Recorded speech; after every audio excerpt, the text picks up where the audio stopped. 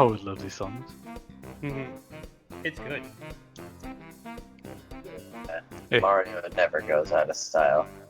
That's true. Hey Haru, don't forget to send me the stuff that I asked you about.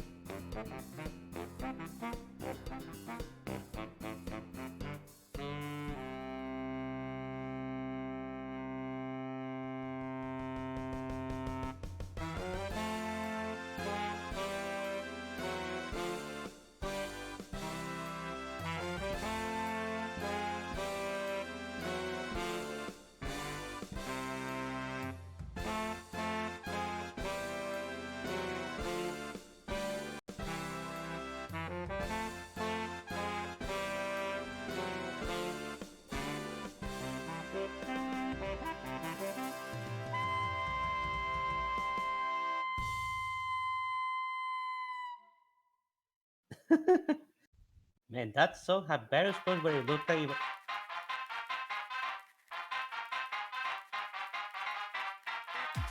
This sounds familiar. saying, but I can't be.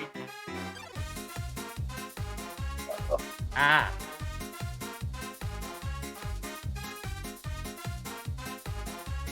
Where's that?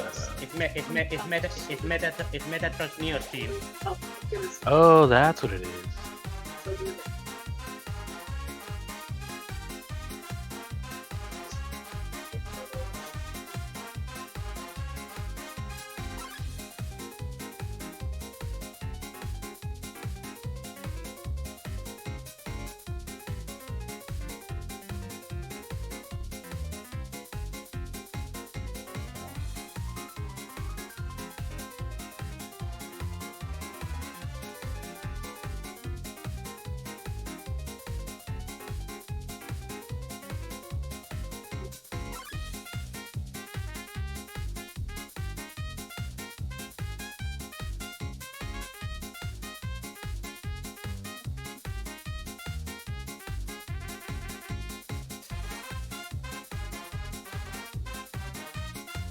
This is probably one of the first sessions we're gonna have with everyone being here. Wow. Shock. Biggest shock.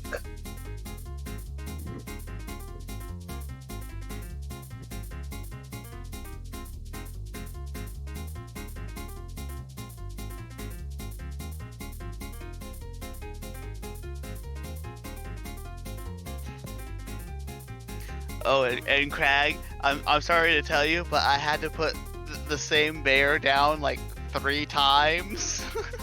The Oh previous yeah, the fear of bears. session. Yeah, and now Graham has a fear of bears. Forgot this mechanics. Perfectly understandable. Whoop.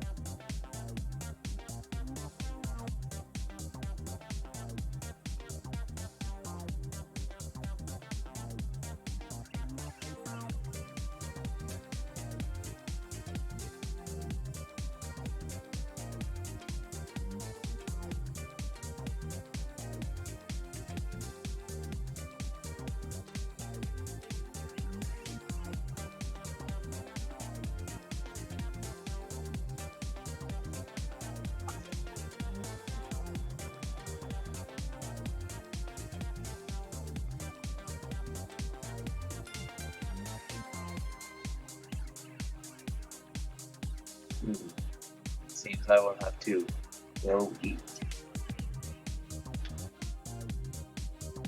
Like a person. What happened? It seems I will have to go eat like a person does. Ah. Oh my, how Joining us. terrible. How tragic. Yes, consume sustenance. I will die. Because I had to do this. Remember Join me us, not as or- I was, but remember me for having eaten a single time. I'm gonna remember you for dancing on people's heads. Also acceptable and preferable. I will definitely be doing something with Dusty today. Something absurd. I haven't figured out what yet, but I believe that's within Dusty spirit. I think there's going to be a good situation in which Dusty will have a chance to really shine. Is he in a bear suit? No? Is he Nicolas Cage? Maybe. Ooh.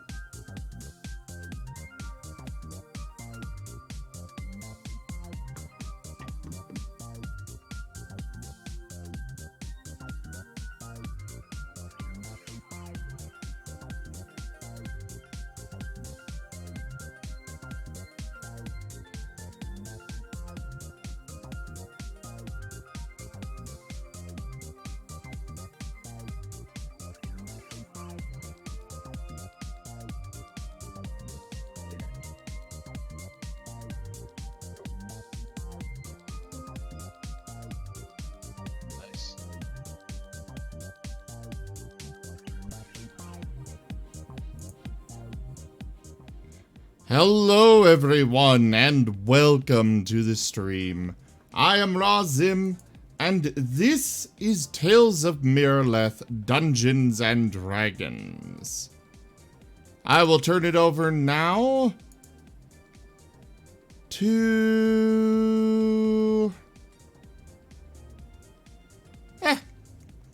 Magna.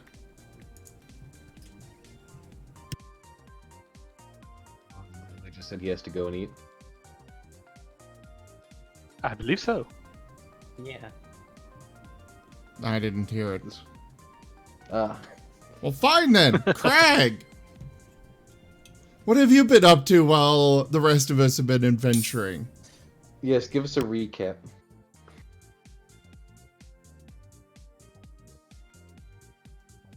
Unfortunately, Craig seems to have rolled a natural 1 on his perception and intelligence rolls.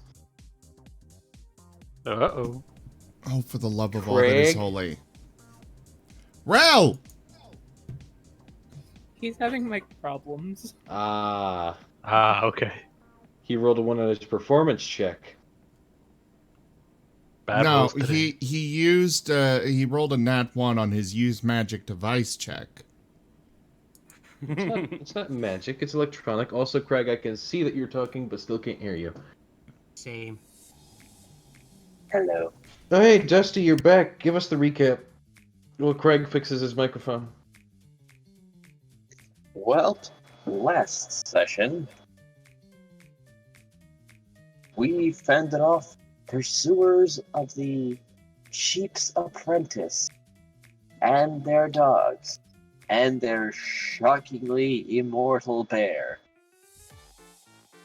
Semi-mortal. We He didn't still have to died. clean up the mess afterwards, though, because we paid the barkeeper in advance. Null noises? Very good. Did that come through? Yes. I hear you. We. Craig spent the last few sessions in an alternate universe. Go on. You were hanging out with a doll. And you were making tea. What happened in this alternate universe, Craig? I'm very curious now. I don't recall. I don't recall this myself. I visited another session and then got booted out by my internet. Which session did you visit? Tuesday I 1. forget the name. The Echoes of Eberron. I'm going to have to go see what Craig did over there then. And I'm going to have to promptly apologize. Not much. My internet kicked me out. Poor internet. I mean, poor Craig.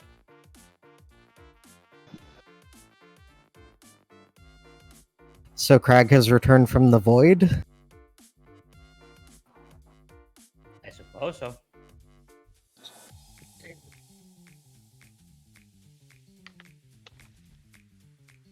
I believe Yeah, so Craig, you that- come back to find that Eisen takes a look at you and just shudders softly, like he doesn't seem to like you anymore. Probably because of all your bear paraphernalia that you're currently wearing, like your I Heart Bears t-shirt. I also believe that Elvin got his eye back. Not yet. Yes. Not yet. Oh, Uh, he's going to. He was setting that up. Yeah. Getting close, yeah.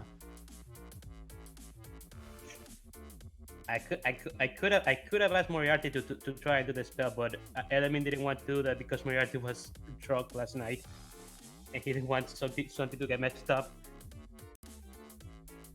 So we're going to church. Take me to church. But yes, just to solidify for all of you where you currently stand, you did fend off the captors seeking to take the sheep, who appears to be a polymorphed and very powerful wizard, who claims to have been captured by his apprentice, etc., etc. He says he can lead you to his tower. Of course, you still have his eye to deal with, as well as Elman's sickness. Mm-hmm. But with all of that, It's up to you what you decide to do next. The sheep, of course, is very, very much wanting to get back to his tower. Yep, we accepted his quest. Mm-hmm. Yes. So now, as the proper NPC, he continuously walks towards the air, but doesn't actually move until you move near enough to him that he can continue to move forward. I don't believe I don't believe we're gonna take like a day before we actually go to the tower, so we could. Well, the less time we give the enemy to prepare, all the better. Yeah, that's true. But I don't Because eventually they'll figure out that they are people they sent to retrieve. The sheep have died. That'll set off some warnings. Didn't you have something being made, like an armor or something? Yeah, I was getting an a special armor made.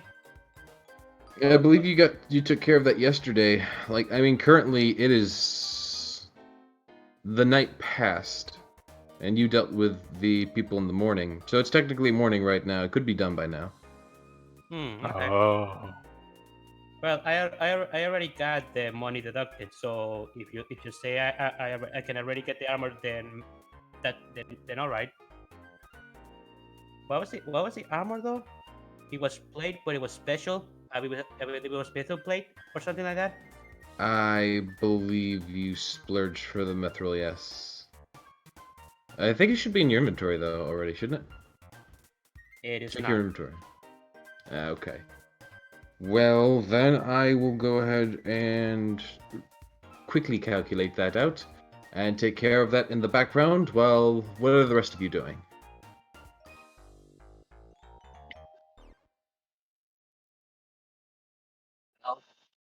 But then still probably hanging with Element because he's been taking care of him for the last while now. But hey, he's gonna get some of his health back. Do you have a fan Well, going in the background? Me? Yes. That is my computer. Ah. Understood. So you're hanging around Element. Yes. Alright. Element, I believe, is going about his various shopping list of things to get done, including armor and eye. He does not still need to be carted around, does he? No. I don't Easily believe. not. Okay, good. Still, though, he's not in the best shape just yet. Yeah. Actually, weren't you carting me around when we went to the library last session? Yes. That did indeed happen. Because you were recovering, because you exploded. Indeed.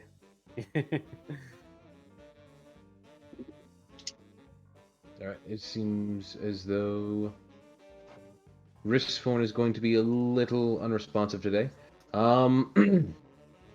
Graham, what are you doing? Having So we fought just the Mega Bear.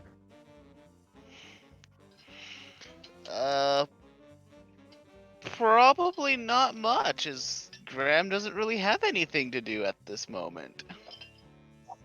You're not talking to the sheep, you're not getting prepared for battle, you're not helping Graham your fellow can't talk to compatriots. the sheep. Yeah. Oh yeah, that's right. Graham was outside.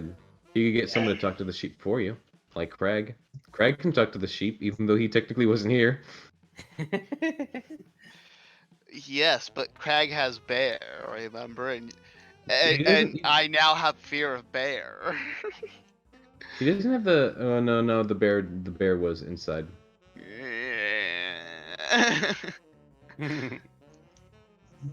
Well, you got to do something, otherwise you're just standing there awkwardly. Which, if you are, that's fine. I mean, that is something Graham would do. I mean, most Graham would probably be eating something at the moment. Crag walks over to Graham and asks him what's wrong. I had a real bad experience with a bear, so I would appreciate it if Kai kept a healthy distance. Crag looks sad but nods understandingly. Craig carefully keeps his toy bear behind his back.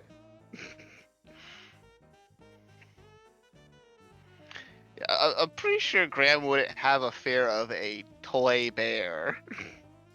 Crag doesn't know that. You're right. It Craig looks like a doesn't bear. know that, but It might trigger PTSD of bear. Bear PTSD. I The think worst it depends kind. entirely on how severe the PTSD is. Is it just a fear of bear, or is it like full blown PTSD? I mean, it's. I feel like it's more of a PTSD because of the situation and less of a fear of bears, but the bears are what trigger PTSD. So, reasonably, it could be a bit of both. Because you don't want to trigger your PTSD, because the PTSD itself triggers fear and other things. So, therefore, the fear of bears could follow through naturally. PTSD also triggers a bunch of other things.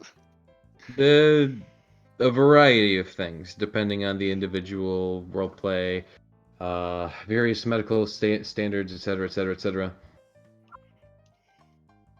PTSD is not one thing. It is a psychological disorder. It is hell to have. Yes. It's the worst. Like one day you might be dreaming, and then like in the dream your mom's a bear, and then boom, your life's ruined. You'll never look at your mother the same way again. Mother, stop! Don't be a bear! You are not animal! You are not this animal.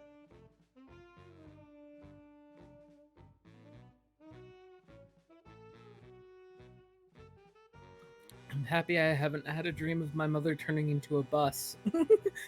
What? Oh yeah, that's Okay. right. A bus, like, Wow. for the record, a bus straight up crashed into Mr. Craig Rutfrang's house. In real life, he had a bus just smashed through the wall of his house. It was like feet. Me and Rel were sleeping like 5 feet away. Yeah. Yeah. So like imagining waking up to literal bus. That I- sounds horrible. I heard that, actually, you For were the one school. that Zim donated to, yes. Yeah. Beep beep, Yes. Craig, you're late for school. This one is No. a dream. Wow. Don't make me go find a picture. Oh god.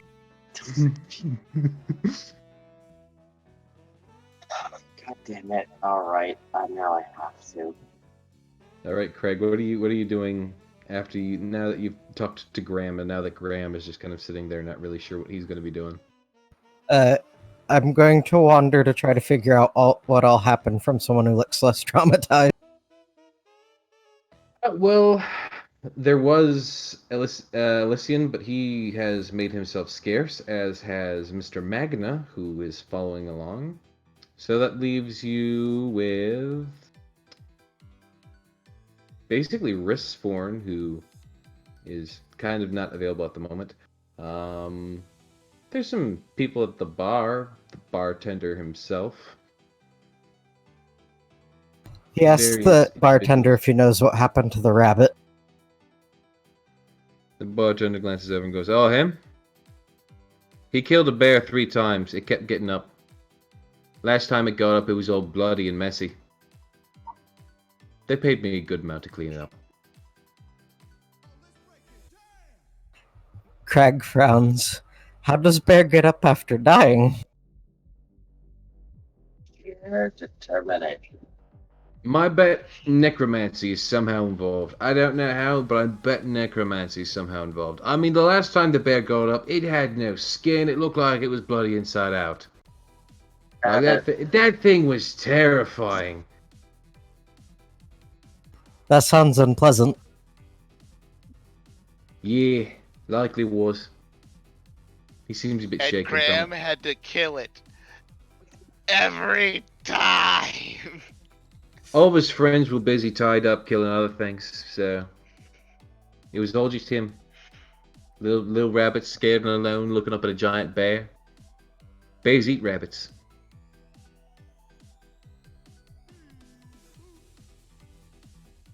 Probably just instinct. If that's even a thing. My bear doesn't eat rabbits, at least. You know of.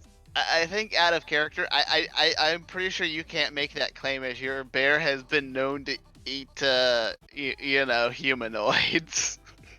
Your bear literally has eaten a humanoid. Not by command. Although, at least in their canon, Crag has mostly fed her deer. So as far as he knows, she mostly likes deer, and I guess that one cap. The captain smelt of venison. Maybe he had venison for dinner, and she got confused. Oh no. Graham, look out, I'm stuffing beef jerky down your throat. A wise decision. Graham doesn't really eat meat, so I don't think he has to worry about smelling like venison.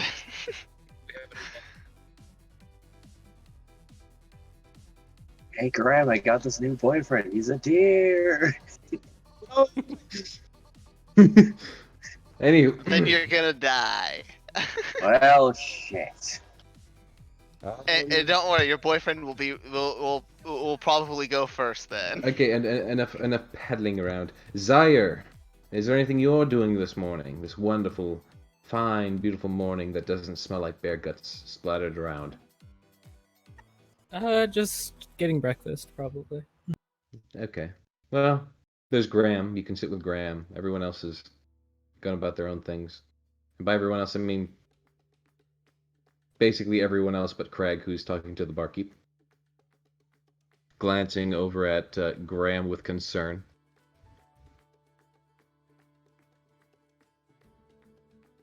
The barkeep's glancing at Graham? What? You broke up. Craig is. Oh. Well, Graham's ignoring Crag right now for obvious reasons, so... Sheep going about trying to get people to come with it to the tower so that it can continue its quest. Yeah, Graham's just waiting for everyone to be finished with their business. Alright, well then we can get finished with our business real quick. And by that I mean finish doing math stuffs in the background. Please continue role playing. Oh no, math.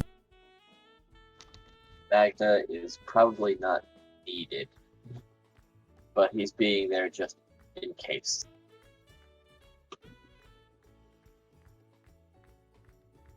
In reality, he's probably just sitting down and while Element's having his armor fitted, just like reading one of his books. Mm. And I mean, he's basically getting his. I mean, he's basically getting his armor, his new armor. He's checking up on it and getting it outfitted for the quest ahead. Sounds good. I just need to do a little bit more math. Where's my calculator? Where is the calculator? There it is. Wait, math for what? For the price of the armor? Yes. We already discounted it last time. Yep. I'm just doing it again because I recall what it was, but I don't recall the math behind it. So I'm just redoing the math. Okay. So I need to subtract that from your thing. That's. We subtracted it last session though. Oh. Yes. Thank you. You were about to take 200 platinum away from me again. Probably. Thank you for stopping me. Well, there you go. There's the mithril plate. You're able to... Why do you have graceful half-plate armor? Oh. That's just what it went as because it's not identified for you. You know it's a mithril. Is it with an A? I thought it was with a Y. I believe so. Mithrral. Mithril. Hmm. That's how it comes up in the item list. So that's probably how it should be. You easily get your new mithril plate with your embellished symbol. I forgot about that. And you are able to continue on your day as you make your way to the church, I believe, if I recall correctly. Yeah, we're looking for a cleric. Of which you find dog, apparently.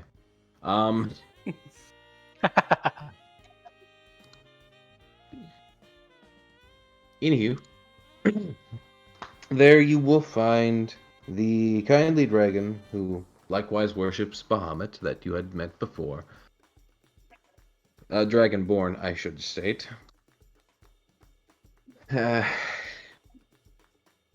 Blarg.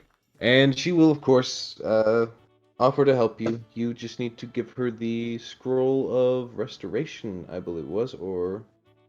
Yeah, it was restoration. Okay.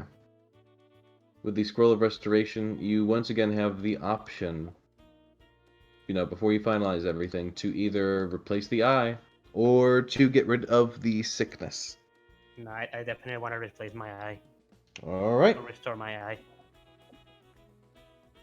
The process takes some time as you move inside of the large cathedral halls and sit down in a bit of a cot. It's nothing too fancy, but it's comfortable enough.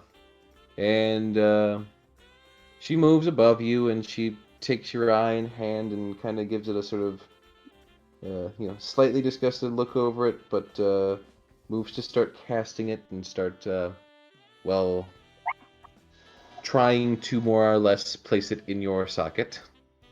It's a bit of a graphic scene, but after a bit of magic and a little bit of a forceful pop, you find your eye more or less back where it belongs. Enemy is gonna blink rapidly as he slowly regains his vision. I mean, you had your vision before, you just now have proper perception. Well, the vision is his other eye, his other socket. That's what I meant. So, how do you feel? You were only missing one eye, not both. Yeah, Okay, but yeah. he means probably like he's got his depth perception again. Right. That's so much better. I'm so glad we had that scrolling handy before my eye was too far gone. Right. Yeah. Mm. Lucky us that we did our due diligence. The kindly dragonborn gives a bit of a bow, and seems to be, delighted that you're all, pleased with this. Enemy is gonna make a polite bow and say, "I thank you from the bottom of my heart. Praise Bahamut." She nods and goes, "Praise Bahamut," and then helps you back out of the rather large chapel.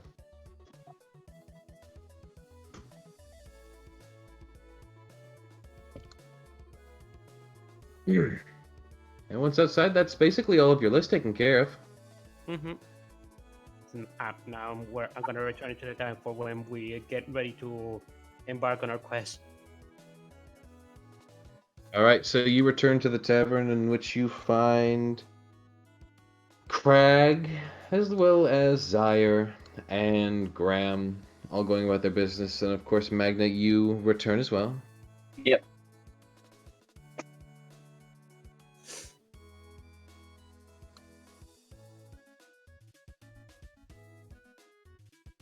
The chat is attempting to mind control everyone for one turn. I'm gonna go ahead and say that fails.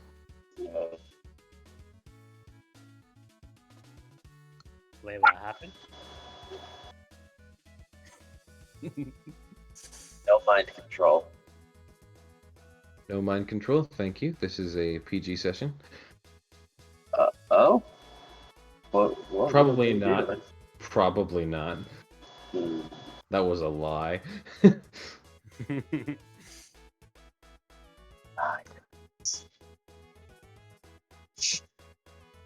Anywho, what are you all doing now that you've all reconvened at the tavern and you have Sheep who continuously, unswavering, not stopping, is continuously asking you guys if you can leave yet. Well, until everyone's ready to go, why don't you brief us on what we back in the tower?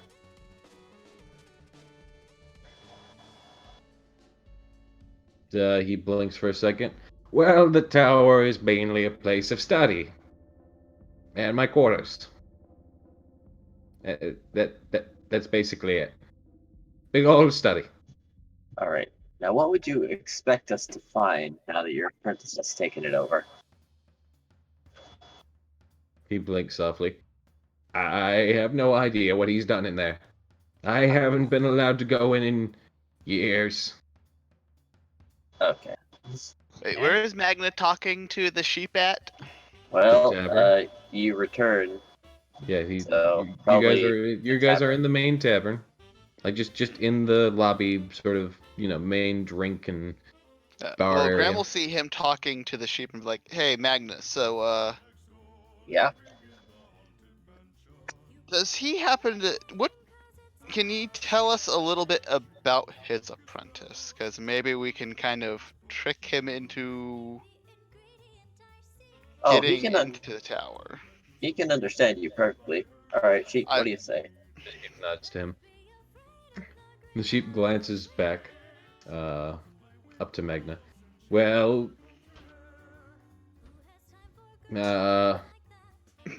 He seems the prideful sort.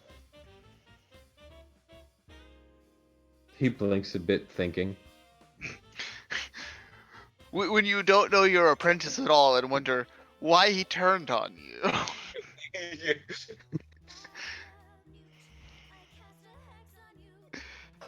He was good at doing dishes. Okay, I see where things went wrong. What was that, Magna? You gotta remember, I can't understand the sheep. Yeah, you can just gauge his reaction and say, he says his apprentice was good at doing dishes. Maybe we should just leave his apprentice alone. No. He is using magic. This seems, I don't know, this seems justified. If you become the wizard of apprentice and you're made to do, I'm assuming that becoming your apprentice was not a free thing. He shakes his head. So you're probably charging this guy or something like that.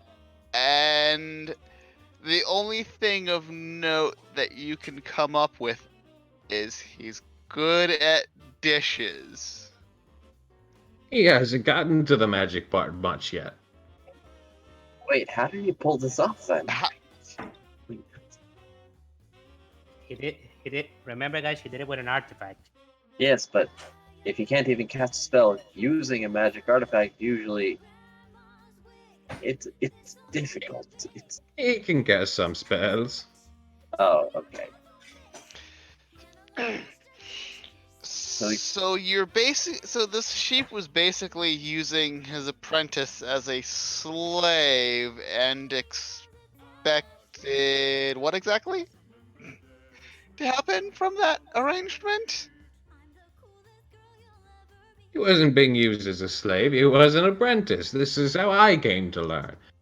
For 100 years, I served under a master before I got to learn magic. Element is translating for Graham. Okay. Are you kidding? What species were you before?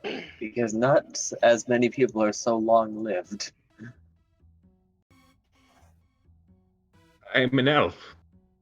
Okay. What's your apprentice? My apprentice?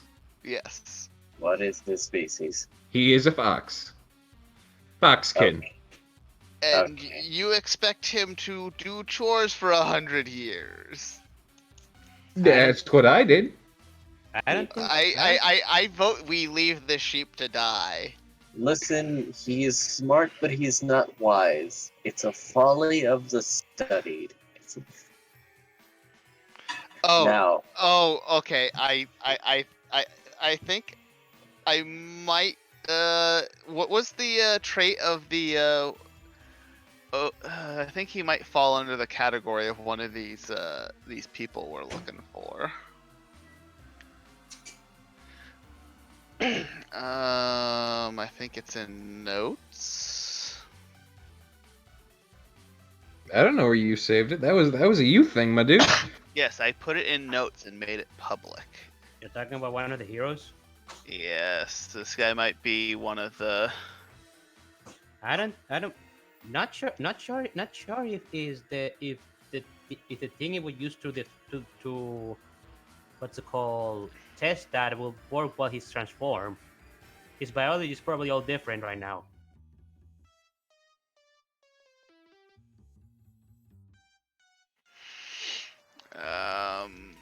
I don't remember what the what would this guy be?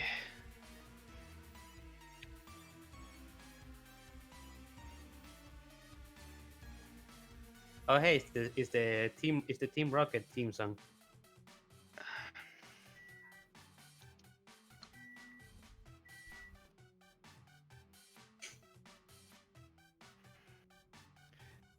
And I don't think this guy could possibly be of the mind, assuming that he has a frail body from basically ignoring it to study all day.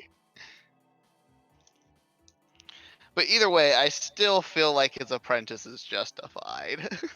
we're not saying he isn't, but he went a bit far. Did he? Did he really? He could just I've been leave. trapped for 2 years. As a sheep, this is degrading. Risforn finally wakes up and comes down. Well, let that be a lesson to you to think that you can just have someone who won't even probably live 100 years do chores for you for 100 years before you teach them anything. Why would he live 100 years? I want some lamb Because chop. only elves really live that over that long. He blinks at you Elves and confused. full-blown dragons. Barkeep! What about Moriarty? Where's Just my here lamb? now. I think there's outside of the strange, weird people who have a powerful bloodline, some that seems to be keeping them alive for all eternity. No. Reality special. Unless your apprentice is Moriarty, I don't think that applies to anything that's going on here. That'd be a plot twist. The Apprentice, Moriarty! Wait, but surprise! I love a good plot twist. Moriarty casually walks in, drinking from a tankard. You're drinking again? Being drunk is amazing. You say this like this is anything other than what I do. And he just walks across and takes a seat somewhere. I mean, you don't really sing that much anymore. So yeah, I guess drinking is about the only thing you're really doing at an exceptional right now. My apologies, the muses haven't been visiting me lately. Have our lives not been exciting enough to rip off in story, in song? I mean, have you been doing a lot of impressive things lately? I don't know. I think something about exploding. Did that once already. Give me something new to work with. Hey, I was the one that almost exploded, and I saved you from that fate. The goddamn bear. Hey, I was the Would one you that like me almost to sing exploded. I songs of saved how you your from that eye fate. came shrapnel pierced out of your skull? Is that a song you want to hear? You know, usually whenever you sing about things that are going to happen. Well, how about you sing us a song about this tower, huh? Man, Graham, you're such a man. Moriarty sighs, pulls out his lute, strums a chord. Brum. No. Not sure what I expected. You are a sad bard, Moriarty. You are a very demanding bunny, Graham. And I'm saying that in character. You know, maybe I'm on vacation. I'm an angry person right now. Why do I have to sing every day of my life? Come on, I've got plenty of coin. Let me drink and enjoy the pleasures of life for once. Graham is just going to squint at him and be like, then just never mind. Let's get going if we're gonna do this. Ristorn, you're back now. So what were you doing? He's asking for lamb chops from the barkeep. Barkeep glances up. Oh, we're fresh out. What do you mean you're fresh out? We haven't got until Tuesday, sir. I am rating you a 1. Ah, first place. Very good.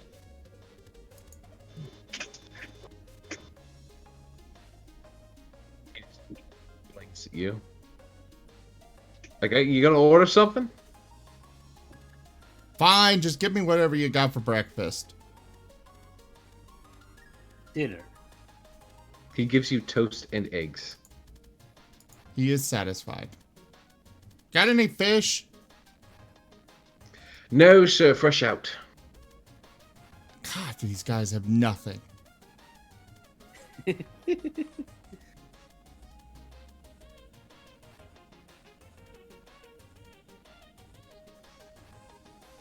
He's just gonna settle down and start eating. So, what are we gonna be doing here? We're debating whether or not we should actually even help this sheep. He's the only one debating it. Well, Emmy's gonna see it. We are helping. I think the knowledge of that of how you were treating your apprentice kind of changes things a little bit. well, a little bit. I think at most we can. I think at most, all I'm comfortable with is maybe turning you back into a person. Well, that's what we're heading to the tower for. That was the current and end goal. Whatever we do with the apprentice is up to him. I But he mean, did I don't. send some very Unless this violent apprentice people turns after out to his be, master. unless this person turns out to be like borderline evil, like Risford, I think I'm going to not involve myself in dealing with the apprentice. Well, if he attacks us, I hope you will.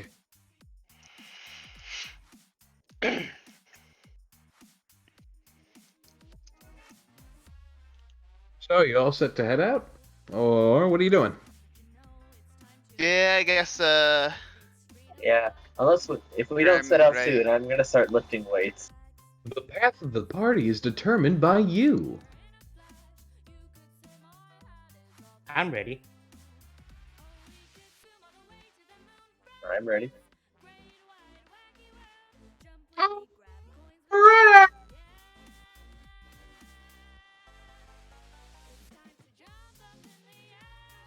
Heading out, the sheep will lead you on.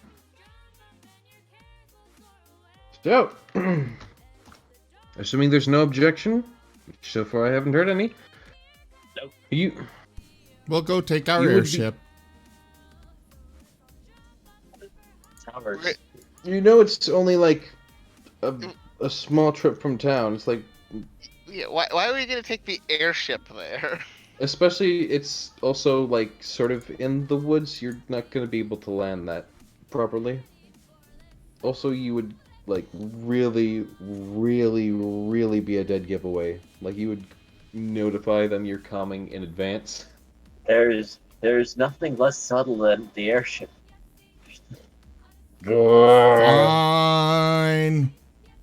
Just going across. You know, I hope the mimic we left in the airship hasn't gone feral.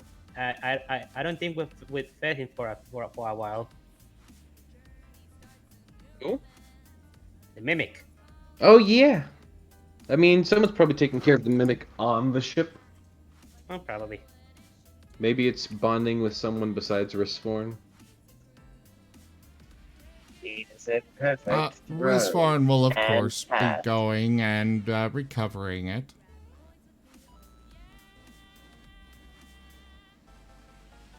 I'm just gonna make a casual roll in the background here. Don't mind it. The mimic seems to want to stay. It seems to be friends with one of the guards now.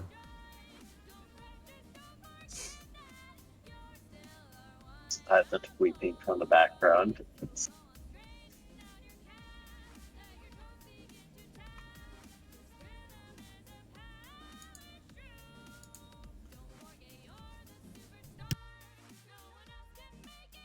Of course, you could give me a handle animal roll.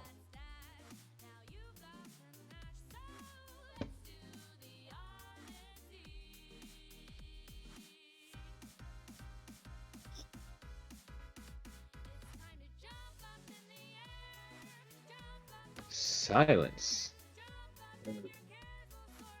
Well, I mean, you're waiting for Respawn, right? Yeah. I know it's. Handle animal. Handle your animal.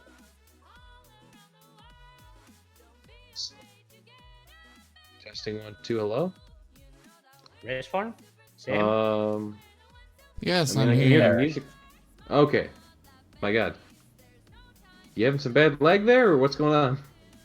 No, I just don't have a response. To roll handle animal.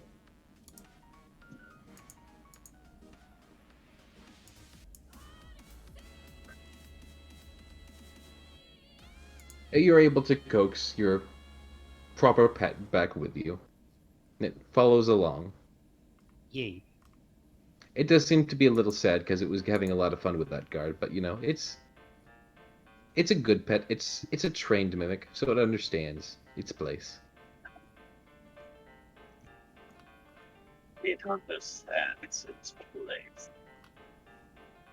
That sentence made me sad for the mimic.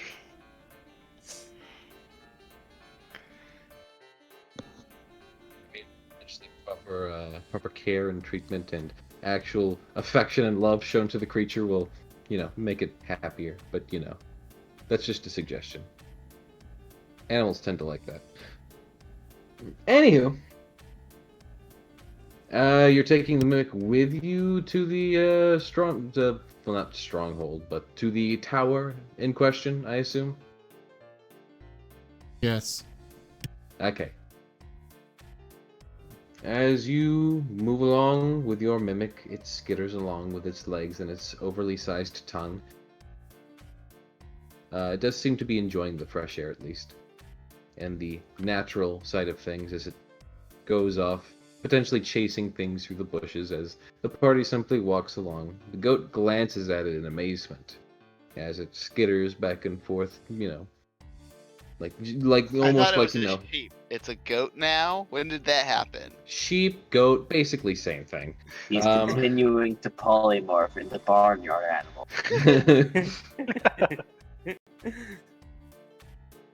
Come on, DM. I'm giving you gold here. Anywho, the sheep watches it in amazement as he basically sees a tamed mimic, which, he just seems ever so curious about, like, trotting after it and following it here and there, but making sure, of course, that you stay on the proper path. As you follow the path itself, the path to the tower of the apprentice known as Noke, N-O-K-E, it cuts off from the main road a few miles out of town, and starts to... Who did we lose? We are missing... Dusty, it looks like. Okay. Well, to continue with the proper description. But a few miles out of town, the path starts darting off between a gap in the bushes that you see that seem to be somewhat nicely planted along, almost, trimming the road, as it were.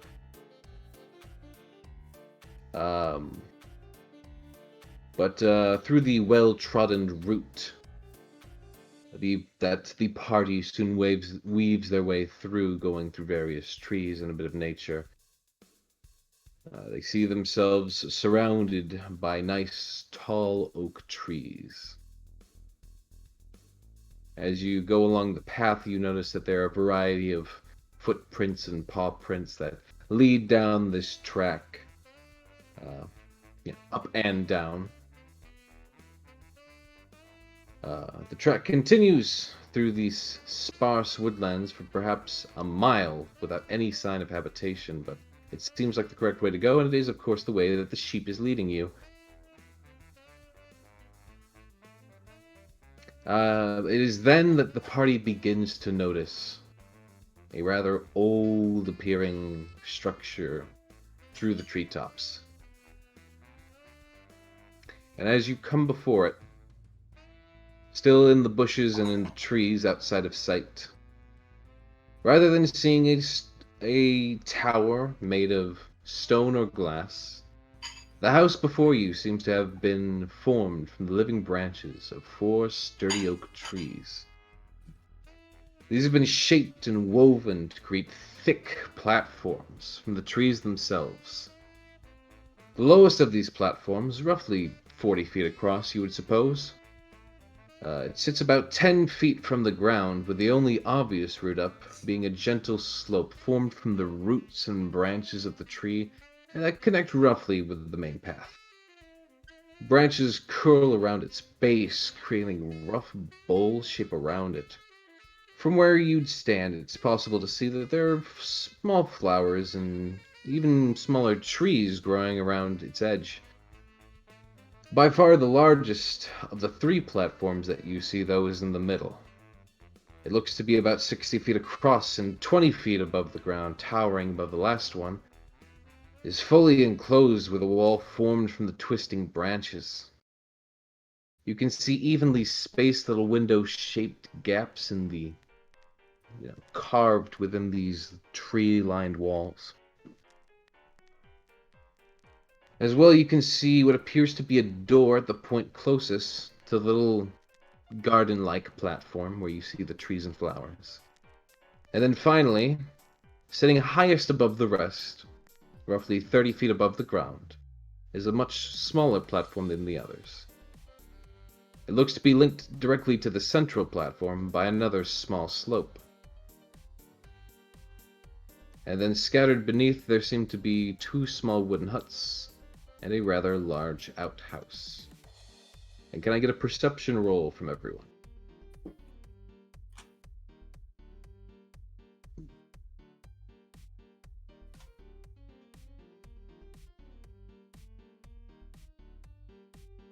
Perception roll.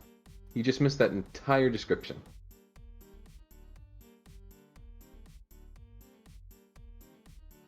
It was a very sudden crash.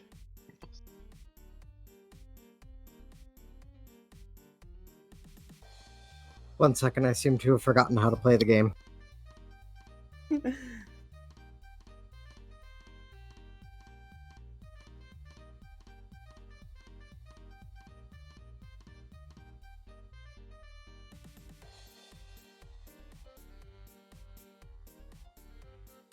Poor Kai. Being distracted by trying to find some food. Giving a little roar, she goes off through the bushes. Thwomping along. Anyway, is that everyone? I believe so, except for Magna. Magna, perception roll, if you would. Of course.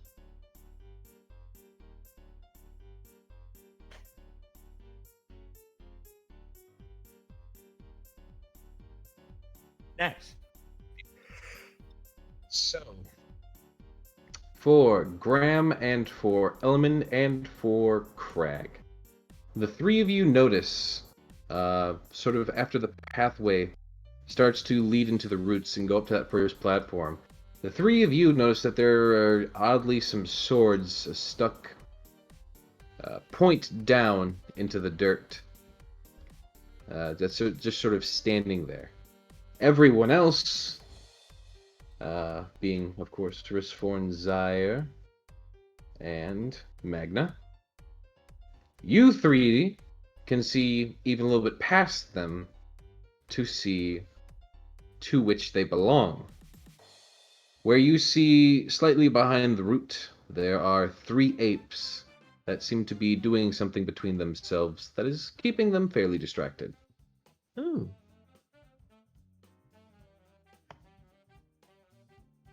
Okay, I'll go ahead and share the map and get you all placed proper.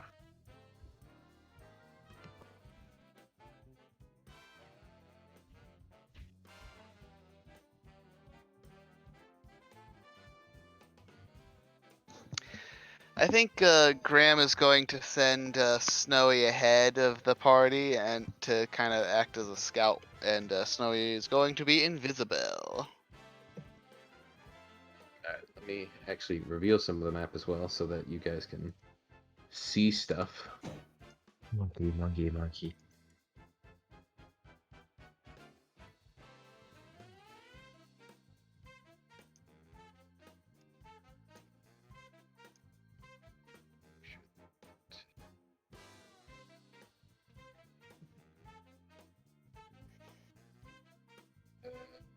Is that going to... Let me see. Okay, no. Beautiful.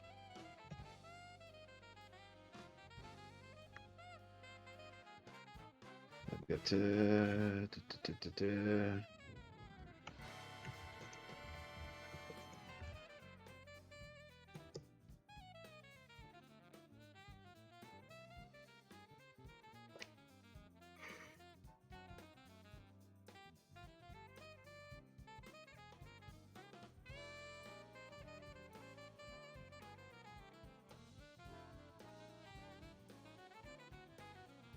Best I can, hold on. Takes a steady hand.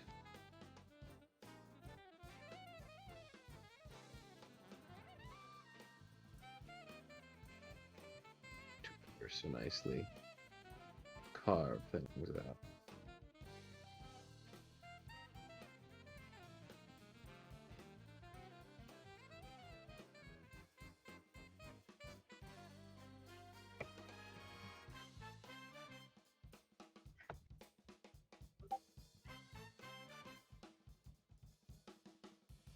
There we go. You should be able to sort of see a sort of outline, hopefully, there. And let me put you on the map. Actually now.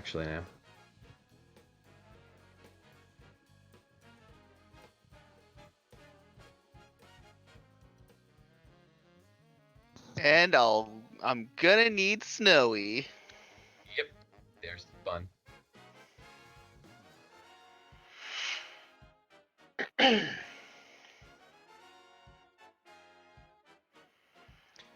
Is Kai gone for a bit? Oh, there she is. Yeah, she's kind of like gonna be off and out of the way. But I will state that there's this here.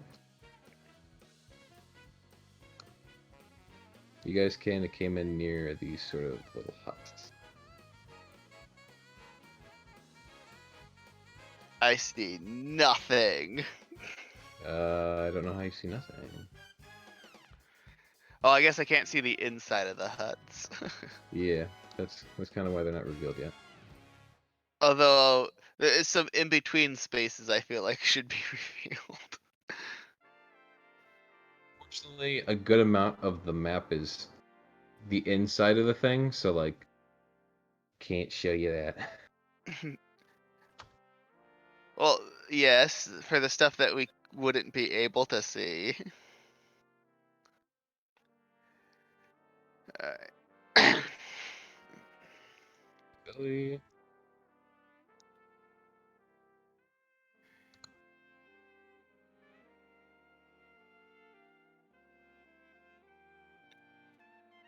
Three apes there. There's just one kind of outside the direct field of view.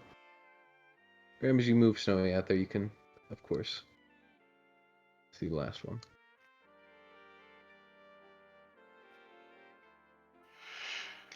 Alright, what are they doing at the moment? From what you can tell, they are putting dice into a cup, shaking it, and then rolling the dice.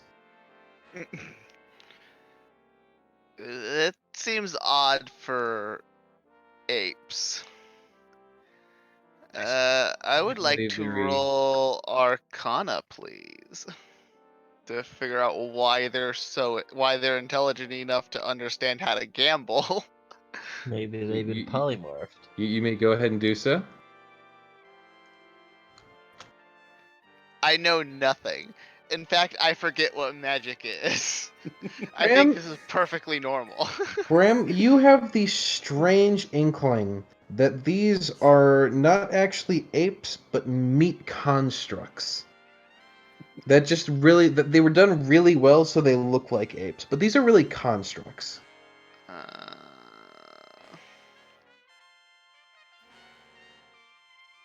Very, very dangerous.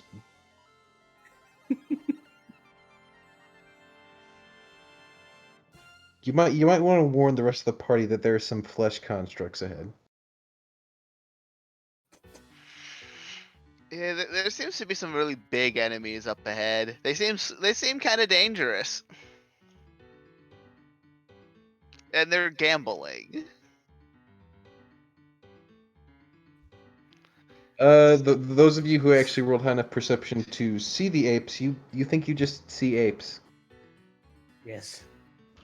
Well, Grim didn't say what they were. He just said that they're big and dangerous looking. Yeah, and they just see apes. You mean those monkeys? Yes. I guess if they have swords, they're dangerous.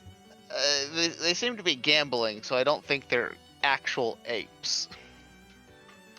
Right. Snowy is going to continue moving forward. Okay, but are they winning or are they just copying what they saw once? They seem to be, since Snowy's sticking around there, they actually seem to be like keeping track and score, and they seem to be trading peanuts. No, they're absolutely intelligent. Alright, that's a little different. Does Snowy actually hear them conversing? Snowy does not speak ape, so no. I mean, they're making. I mean, he they're definitely may not making. understand it, but they're conversing with each other. Yeah, they're definitely making noises, and they seem to be like reacting to each other as though they are speaking. But it seems to be just ape. Does anything else appear out of the ordinary? As Snowy kind of starts coming up this ramp or whatever. As you get inside the ramp, you actually find, in the middle of the garden, there is, sort of in the center of it. What garden? I'm sorry. Well, congratulations. It's a garden. you find yourself in a garden, as there are small trees, there are bushes, there are various shrubs and herbs and all sorts of flowers. But Also, in the middle of that garden, there is very particularly. I need to get the token for it. Hold on, my apologies.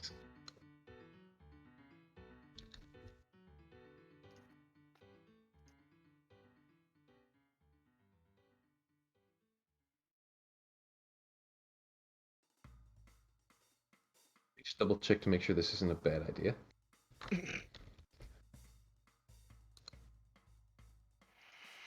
You worry me when you say things like that. All right. You see that there's actually tied down with a bit of a bridle and a bit. There is a sort of like a sort of stall for a horse, and at that stall is a unicorn.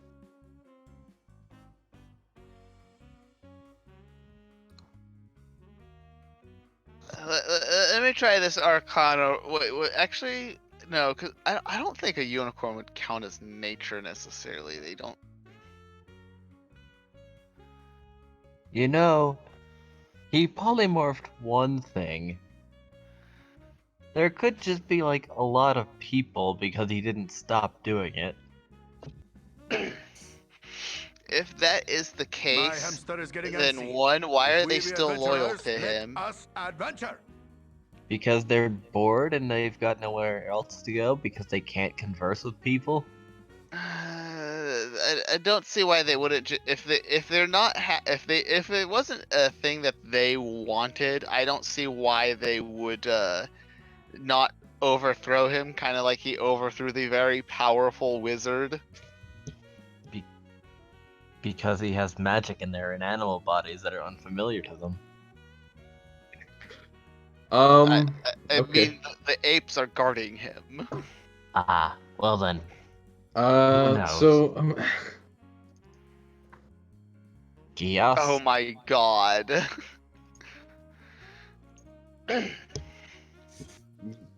sorry, what was that roll for again? Graham is trying to deduce if, like, the unicorn is real or like something that got polymorphed. Like, is a unicorn something that can be? You're not sure. Okay. Well, so what are we gonna do about the apes? As you're discussing this, Graham, Snowy picks up some movement from the apes, and as he does, he looks back down and he notices that the apes have pulled out a few new things. Looks like they're playing a new game. They've taken out a whole bunch of dice sets, and one of them has set up a little board, and they're wearing little glasses, and some of them are wearing like little suits and ties now. Wait, what? And they whip out this small map and pull out a bunch of little figurines that look like office workers. You don't know what an office worker is, but it's an office worker. Graham is very confused by this. is out of character. I'm assuming this is D&D for office workers. How the Wait. fuck does that work? I I don't know. believe this is humans in houses. By the way, that Does little Rizfarn see sort it? of building, given that you're kind of standing directly between the outhouse and them, no. So I was about to say that block between the where you guys are at and the platform moving up, that's like a sort of large outhouse. I guess maybe if we're really sneaky, we might be able to get past the apes. They seem fairly distracted at the moment. You know how Crag is with his sneak rolls, though. I need to check something. Graham has a very wonderful power that he could potentially use, but I don't know if I want to actually use a spell slot for it.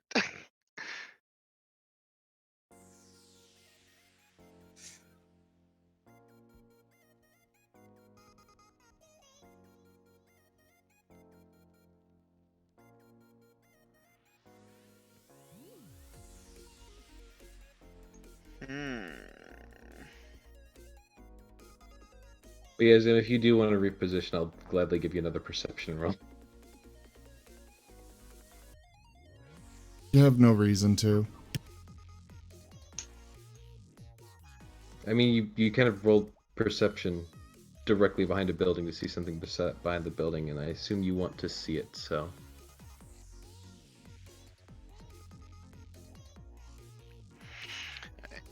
Graham's You gonna would have kinda... no reason in character to be repositioning to see it.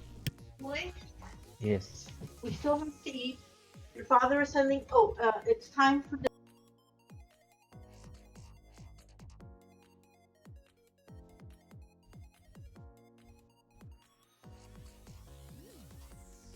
What? La boop. What just happened? I think somebody was called for dinner. I think so. Oh, Let's see who yeah. it was. Hey, I it was think- Dusty. Yep, Dusty. We lost Magna. Magna was pulled into the void like Crag was last time.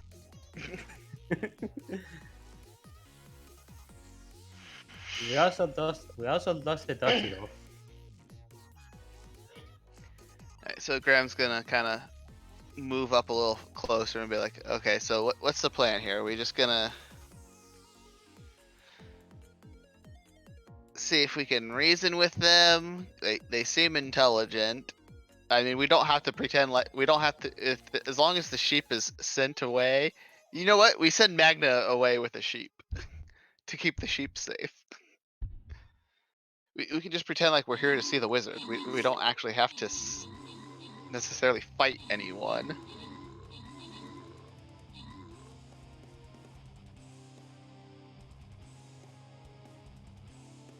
I got this. Risvorn's going to just march over there. Oh no. Yes, hello. I am Risvorn with the Ministry of Magic, and I'm seeking an audience with the wizard of this tower. Possibly to recruit him for the Ministry of Magic itself. Might you direct my companions and I? I'll glance over to you as you interrupt their game. They blink at you for a second and then, like, reach over to grab their blades. We come in peace. I mean nothing but goodwill towards the wizard of this tower. We're simply looking to expand the Ministry of Magic. I would like everyone who is within 5 feet of the outhouse to give me a Constitution saving throw.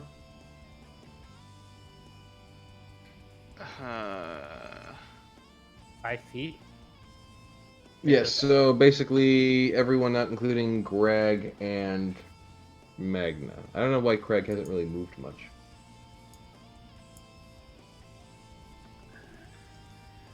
Alright. Con saving throw, you say?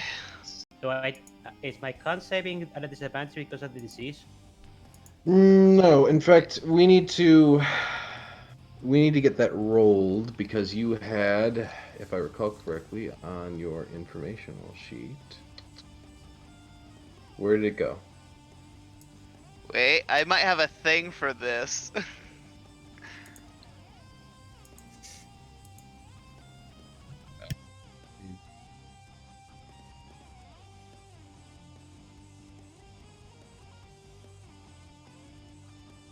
Yeah, you just have minus 9 HP from your maximum. That's right.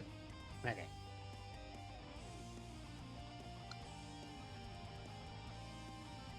Also, you should take away the disadvantage of sight perception. Yes. Because you did get that fixed. Good boy.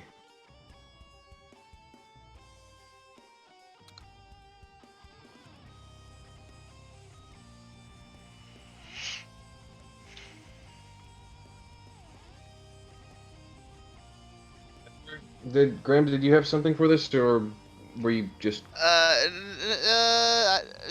Graham is just kind of incapable of vomiting. What?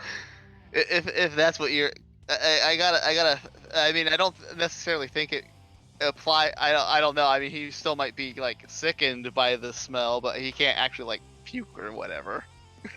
Okay. Okay, fine. He Ristforn. has a feat called vomit intolerance. Gotcha. Ristforn, due to your, general stance around fish and other various smelly items, you don't really seem to be bothered. But everyone else nearby, gets a bit of a sickening smell.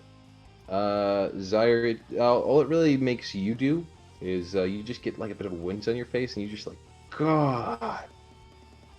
Whereas the rest of you are like you're coughing. You are just ugh. But it does sort of give away your position, as something in there has let out a huge, just disgusting fart.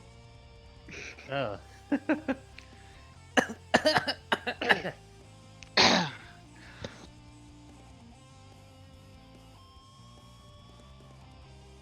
And one of the apes sort of waddles over up to Ristforn and then just like makes a motion like with the back of his hand to shoo him off, seeming none too happy that he's here.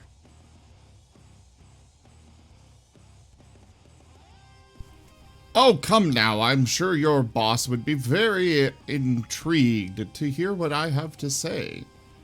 After all, the Ministry of Magic can offer many benefits to a wizard of any caliber or position. The grunt-like ape moves to just like not really stab you, but to jab you with his sword. Like hitting him with the pommel of his sword. No, like trying to poke him with the pointy bit, but like not run him through. He's prodding you. Yes, prod. That's a good word.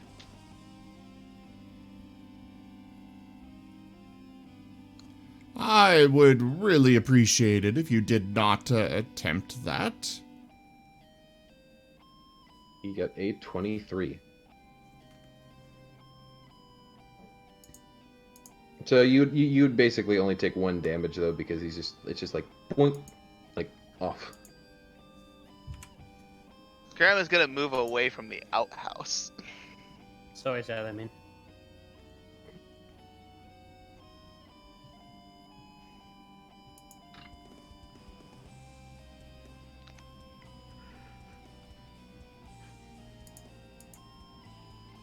Greg, are you still with us? Yeah. Sorry. Okay, just making sure, because you're kind of behind.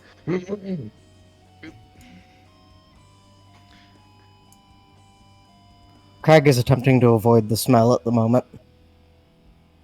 All right, you hit. Go ahead, roll damage. Demand. Oh, I'm terribly sorry. Generally, it's a bad idea to poke a lightning mage with something metallic. Now, if you would point me to your boss, we can continue this discussion with him. As Grandma's nonchalant going to as you sigh. are about lightning striking him, the other 2 apes begin to freak out and give like that sort of monkey type scream as they wave their swords about and roll initiative.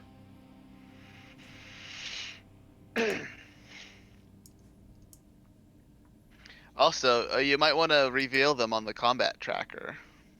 Oh yeah, that might be a good idea. Who knows? Well, I can already see how my day is going to go. It's going absolutely bananas. I haven't hit a single roll over fucking 10 yet.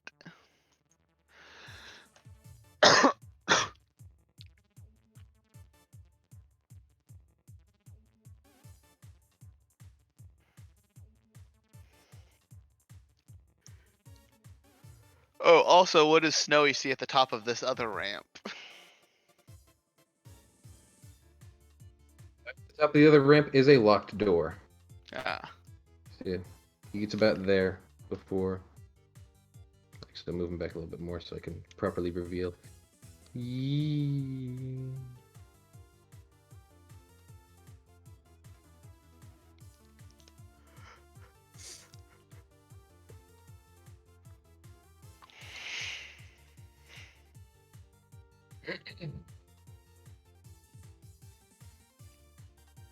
Oops. No touchy unicorn.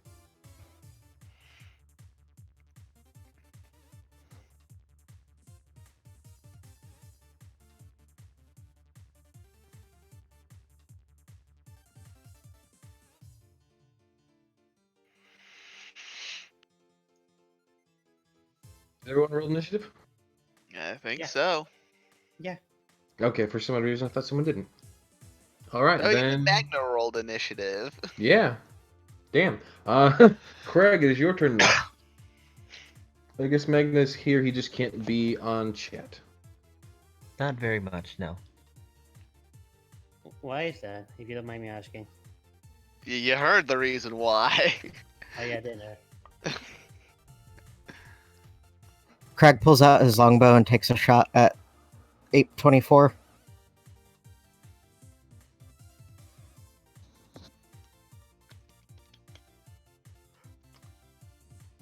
Go ahead and roll me damage.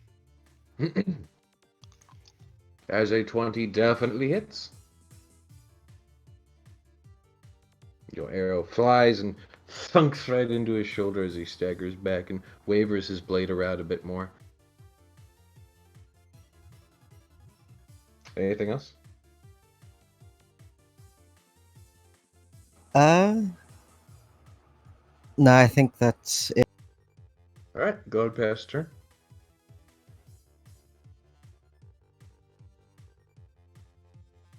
Then we come to Zyre. Zare's gonna attack the ape that Resforn attacked already. Alright, that's absolutely a hit. Give me that damage. Oh, and that damage just absolutely kills the hairy beast as it falls back and drops its sword. The other two seem absolutely enraged. Yikes. Anything else from this turn? Yep, that's all. Okay. Graham, actually, before your turn, there's a bit of a thunk as the door to the outhouse starts to open, and there's a bit of shuffling, bit of an awkward shuffling through the smaller door. As Graham, much to your horror,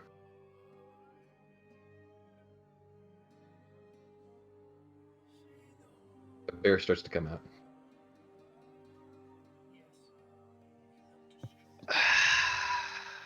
Oh my god. The bear, like, awkwardly makes its way shuffling out and then just, like, pauses and looks at you all. And then gives a roar and smacks the nearest individual, which is actually a tie, so... let's see who it is. It's gonna smack at Respawn.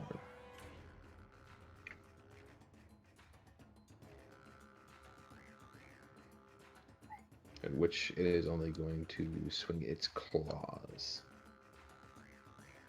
For a 12, that does not hit. Now, Graham, it is your turn. Bear! Alright.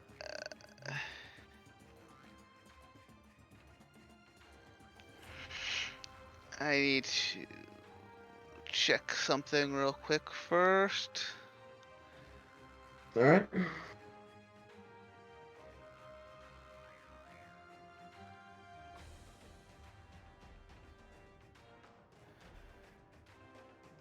Alright.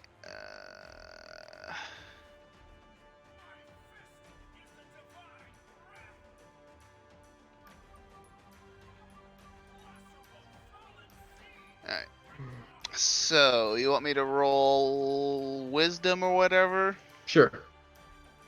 I mean, you're the one who gave me fear of bear, so you tell me. Sure. That's a natural one. I don't think can you crit fail skill rolls and saves in this? It's up to the DM. I Yes. personally am a huge fan of it. Because after all, how else are we going to have things such as the Order of the Gate come about?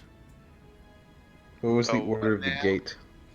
One of the old, like the first D&D game that I streamed, a player tried to cover up a gate that they had just gone out of and failed miserably. You know, a 1. He sat there contemplating it for a while. He tried again the next, failed again, continued to contemplate it, and then it turned into a religion check, which he failed, which we wound up taking as he basically decided that this was a holy object and started a new religion. That is why I love nat 1s on skill checks. Crit failures. But if you're gonna do crit failures, that also means that you have to do crit succeeds too. Well, yes. But we Oh do. no, it absolutely does. If you can't It does not. do one without the other. I absolutely can. No, I would say you have to do both. I would say I can run this game how I want to frickin' run it. I I say mean, rebellion. Then. Okay, so what happens? This is a good question. Because Graham was already going to freak out. But now he's really freaking out. Graham is having an actual mental breakdown. This is going to be somewhere between Graham gets either... You know what? I'm gonna roll... Graham, roll me another wisdom saving throw.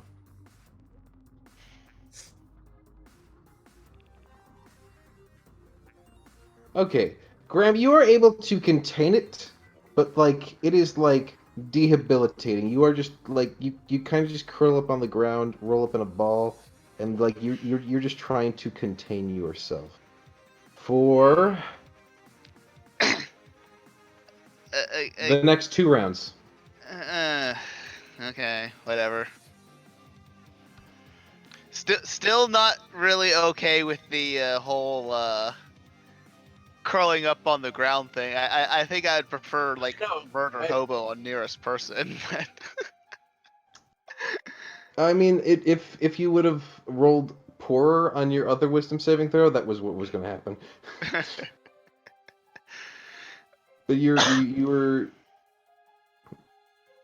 the natural one gives it the less favorable outcome. Anywho, Element, it is your turn. I really hope I can get rid of this shit sometime. Is there any role or skill I could do that I could try to like calm or appease Graham? I don't know. Do you have something like that could help him?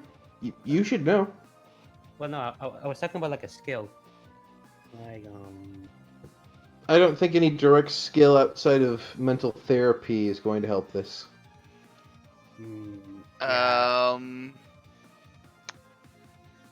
My instinct, yeah, my Persuasion. instinct would be the persuasion. See, the thing about persuasion is that, like, Graham, I'm not even sure you would hear him. Like, right now, you are fighting your mental demons tooth and nail. Yeah, that's fair. All right. Well, Element can't do much. So, as much as I'd like to have, is gonna ignore Graham and go over here in which of the apes is the one that's dead? Sorry, what?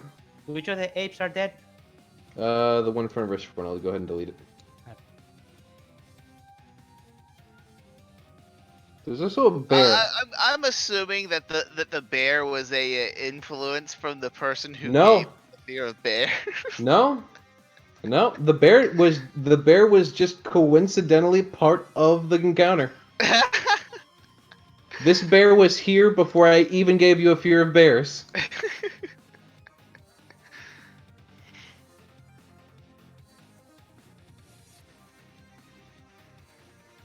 It just worked so great. Okay, enemy is gonna charge jamming at 822. All right. You're charging. Charging? Are you throwing? What are you doing? Yeah, I'm throwing. Okay, I heard charge. That does hit then. Okay. Give us a damage roll.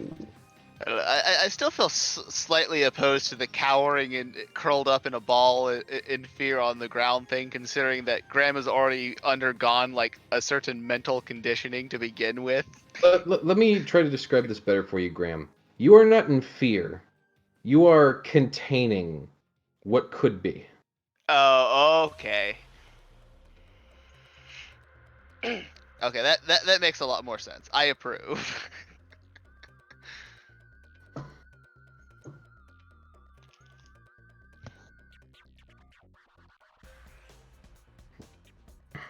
Anything else from you this turn? No, I'm good. We are on to Riftform. Oh, sorry, I should have. You know, I Yes. just thought of another check that would probably be medicine. I think that could kind of kind of count as therapy. I'm so tempted to use my Staff of Bears right now, but I'm not going to. Do it. Do it. You won't. He's Alright, just and- gonna Whenever throw Craig sees bear, he wants to summon a bear. another Riftform shoots electrifying for- bolt. Yes. You know, we tried to take the nice approach, but you decided to attack, so this is all on you. In before they haven't even attacked yet. Hey, Magna. they stabbed me for 1 point of damage. Oof. The big oof.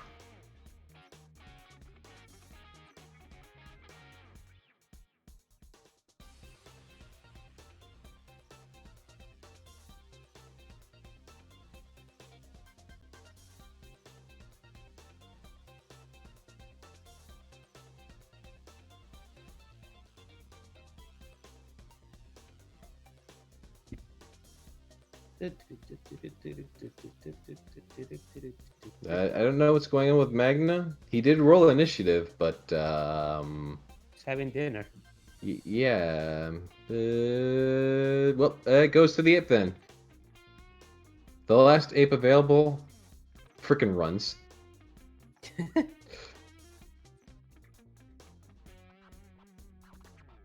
Let's he was there. 1, 2, 3, 4, 5, 6.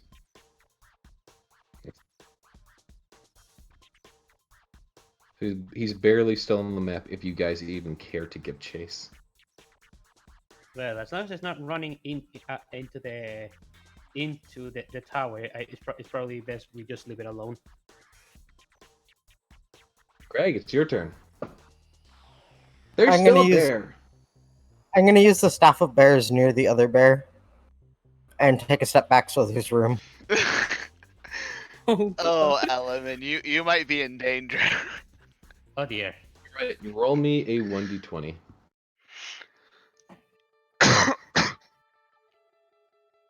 All right. Also, 12. did you? I Wrong hope you character, haven't but close forgotten that enough. you can't necessarily control the bear that you summon. Craig just really wants a bear on bear fight.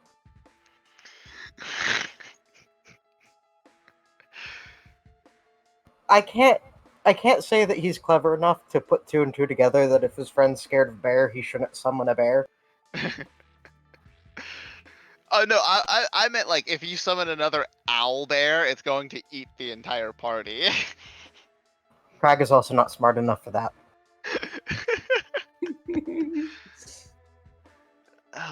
We have given too powerful of a tool to too big of a dumbass. Yeah, that's fair. Right, you summon a polar bear. Woo! The poor polar bear is too warm. Anything else you do with your turn? I'm going to roll animal handling and see if I can convince it to attack the other bear. All right. How exactly are you trying to convince it? I'm using the commands that I know work with Sky, or Kai, the weird bear noises. I work at her and point at the other bear. You're trying to use a tactic you have with a trained bear to command an untrained bear. Crag is stupid. I think that's why he's rolling animal handling, because he's like trying to kind of like pseudo tame the bear. Roll with disadvantage. Let's see if it actually happens. No, it doesn't. Oof. The polar bear just like looks at you, confused, looking around, sniffing. It seems a bit scared at the moment and confused. So the staff of bears is literally just pulling some random bear out in the world to. Zyre, it's your turn. Alright. I'm gonna fly up into the air now that there are two bears to reduce my risk of getting hit by them. I'm so sorry, Crag. Stupid. And I'm going to shoot some fire at the brown bear. Oh no! Oof. enemy is right next to the fire to the brown bear. Enemy can fear fire.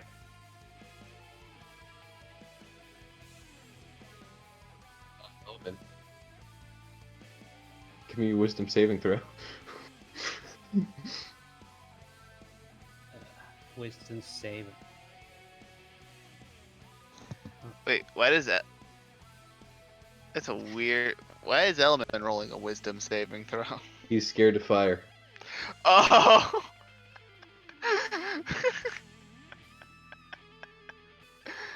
Oh. Right, Element. Mm-hmm. 1 second here. Let me check the status effects. I believe there's something in here for fear. Yeah, frightened. Here we go. What? No, I didn't want that on the brown bear, you piece of stupid. How do I remove you? There we go. That's I gonna gotta hurt- put it to that's gonna Element's hurt turn your real quick. roll. Yep. There we go. And it is now the brown bear's turn. Speaking of which, the brown bear once again goes to attack the closest thing, which this time is Element. Using its skill to do so, it misses once. And misses again. Both of its attacks scraping and clamping at your armor. It doesn't really help that you're like a little confused and absolutely terrified. Enemy is just shivering as his armor is poked. Graham, it's your turn. There's another bear. Another wisdom saving throw. Element, you might be in danger from Graham and the bear. No, you actually do good enough that I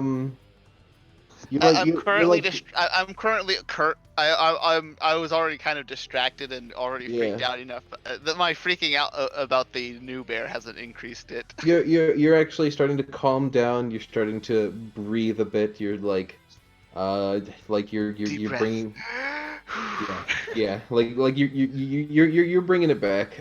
You think you're even doing so well with like dealing with another bear in the room that you'll probably be able to like actually do something somewhat confidently next turn. Alright. Element, fire, What?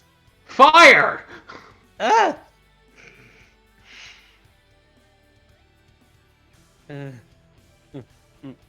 Enemy is gonna step away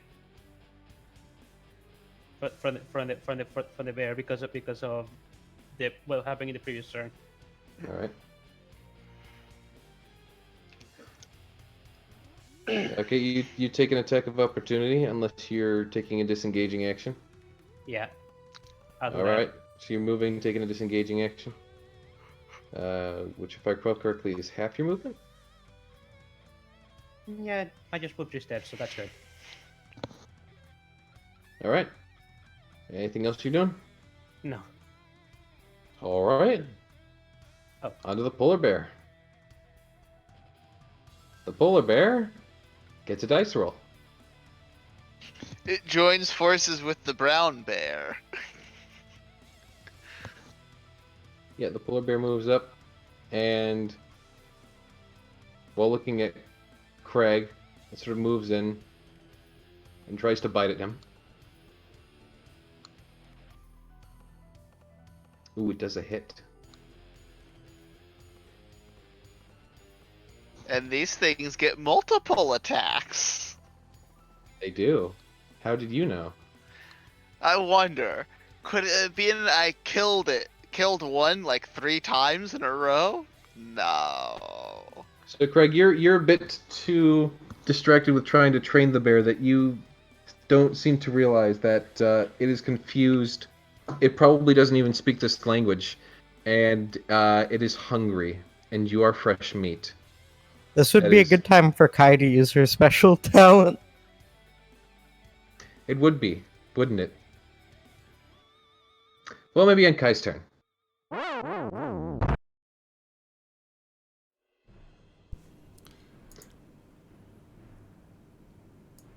Should I roll for initiative for Kai then? No, actually, she'll act on your turn. Okay. I can see the ape from here, right? Yes, you have line of sight. Excellent. There's no running. You have Not when you started the fight. You hit. Roll damage. Oof. Ooh, it is dead. You see it, like, fling forward into a bush. Perfectly concealed body. He'll, kind of do that, brushing his hand, saying, yes, Yeah. that's good. Magna is doing Magna things, whatever those are. I'm just going to put him in the corner. Go back to where you belong. No initiative for you. And we're back at the top of the turn order. Kragadoo. Should I wait for you to do whatever with Kai, or... Yeah, right. So Kai's little special trait activates as she, like, runs in and goes to basically headbutt the polar bear, staggering it back. And she then begins to lock and grapple with it. Alright. That is Kai's turn. The two are basically both up on their hind legs, kind of like in a shoving match at the moment. Crag is going to take the chance to... I don't remember what I was going to do. Oh, use Ensnaring Strike on the polar bear. Okay. You may attempt to do so. With a natural 1, Zim, my dude. This combat is a train wreck. Yes, it is. Why are you yelling at me? This is why Graham is afraid of bears. Because we need a natural 1 card for a ranged attack. Yes, and I'm getting it. Okay. You didn't say anything, so we didn't know. You know how these Discord calls can be sometimes. Sometimes we don't know if you hear us. Sometimes we don't know, you know, what's like there could be a complete chaos storm, you know? Cramp, you take a 1d4 penalty to your next 2 attacks.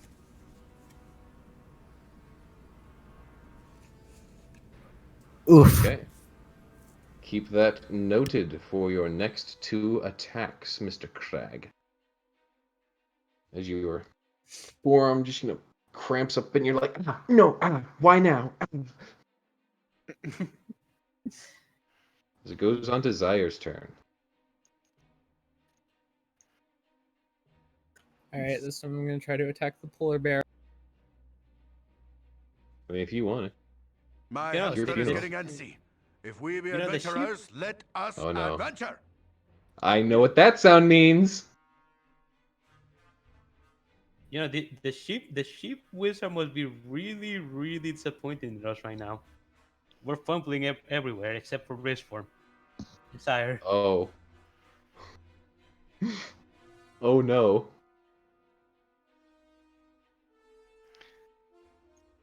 Oh, Zyre, you're now the closest thing to the bear. Zim is denying that. Okay.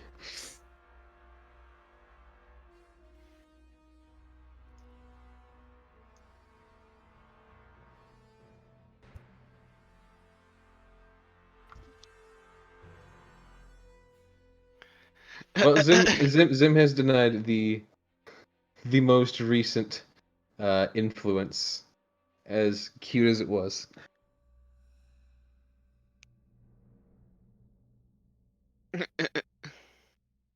Anywho, we're down to the brown bear now. So the brown bear, continuing its theme of attacking whatever the closest thing is going to be attacking Zyre now. You guys keep standing next to the bear. I am flying. Oh shoot, that's right. How high up did you move? What's your fly speed? My fly speed is 40, I think. Yep, it is. But That's I all- only would have gone up like 15. Okay, it does not have the range to get at you then.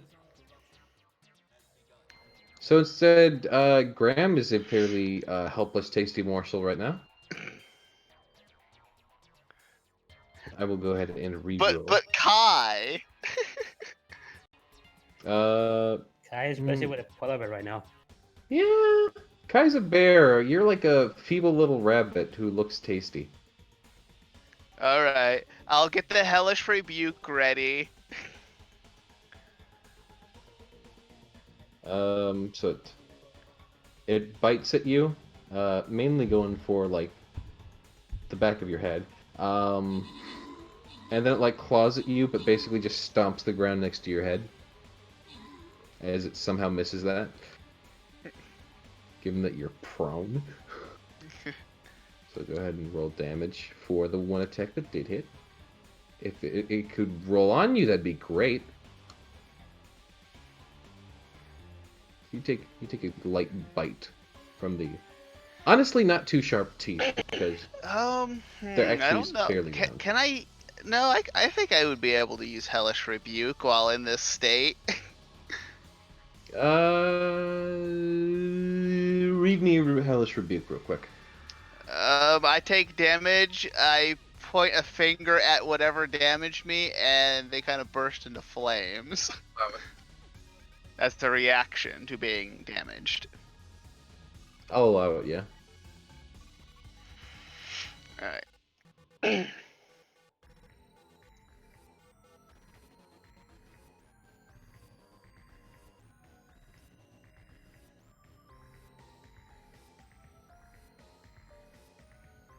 takes some damage from that. Some, you say. Some. Seemed a bit irritated by that, but Graham, you think you can actually like get up now? By the way, you were prone. I probably should have mentioned that. Why would I be laying on the ground? I think at most I'd be kneeling or something. I don't think I'd be prone. You like even if you're kneeling though, you still have. It's basically prone. I imagined you were kneeling, both knees, towards your knees, hands over your head. I don't know how Focusing that works. clenching. Like you take a second to stand. I up. would have to side with Graham on this. I mean, for a lot of archers, they also kneel, and that's not considered prone. That's just a better position. Well, yes, more but stable. This is not positioning yourself to take a shot. This is you are on your hands and knees, trying to Calm yourself. not freak the fuck out. Okay. As the only thing that it provokes an attack of opportunity is moving out of melee range, I stand up. An attack of opportunity. With half my movement speed. And then I shall use Purple Flame Blade. Let's see. Flap.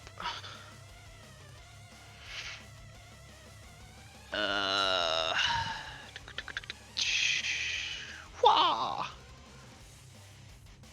Do I hit? You do. Go ahead, roll damage. Alright, so... I'm waiting for those donations, by the way, to make this bear come back. Alright, so I do that, and I'm going to have the fire spread to this bastard over here. What? Is that a thing you can do? Yes, that's what Purple Flame Blade does. I do fire damage to the target that I hit, and then the flame literally jumps from them onto a creature within what was it? I think 10 feet of me. Hold on, let me find that Purple Flame Blade. Oh no, never mind. Remove the damage from the polar bear. Wasn't within 5 feet of the other bear. It was. So just the 11 damage from the polar bear gets removed. I mean, I'd still say that's within 5 feet. Like, I could draw a line of 5 feet between the two of those. It could still hit. All right, then then yeah, I jump the flame from one to the other then. Spell is this? Purple Flame Blade. The spell's damage increases at higher levels, 5th level. Is that a rename spell? It's a really good cantrip. Sorry, what? So it's a really good cantrip. Where is it from? Evocation, cantrip, instantaneous. I don't know. I'm asking Graham, where's it from? Oh, what the Sword Coast book. I was told that book, the stuff in that book was fair game, so. As far as I'm aware, everything from that was moved to Xanathar's, but apparently not. Nope.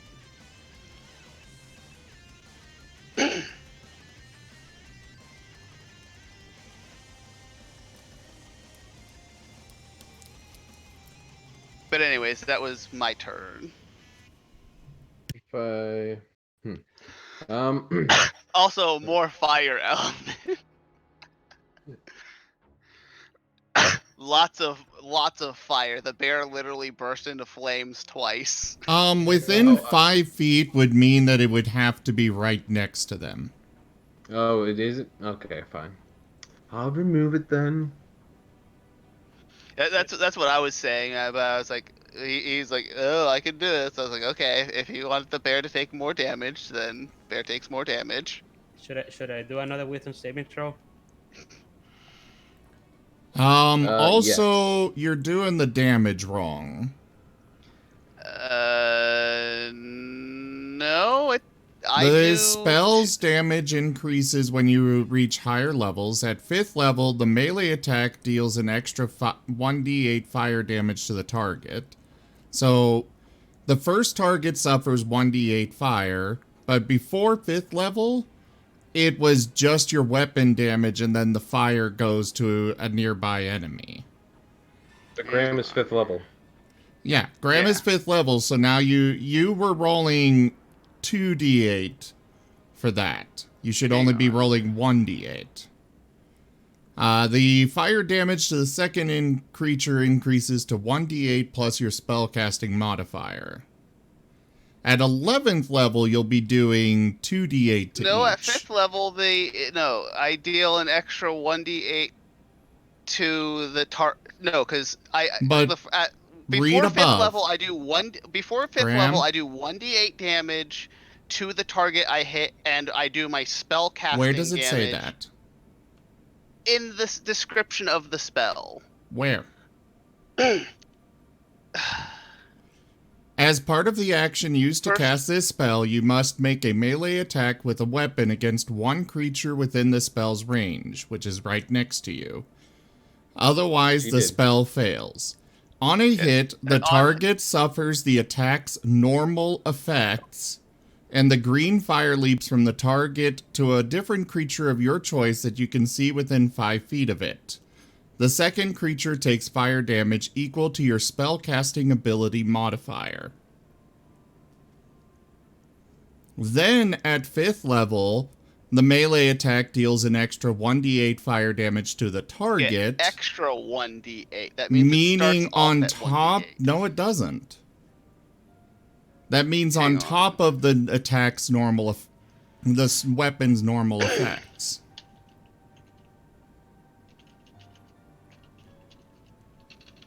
Hold on. Before 5th level, this basically does nothing, except do like Before two or three. before 5th level, it does basically nothing.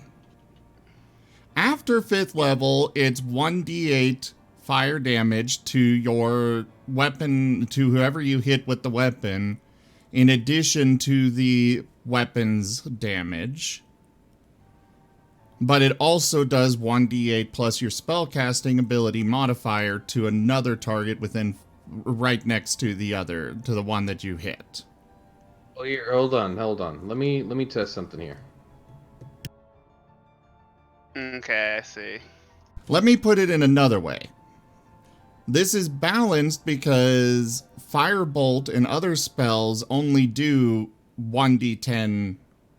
They do 2d. Firebolt does 2d10 at 5th level.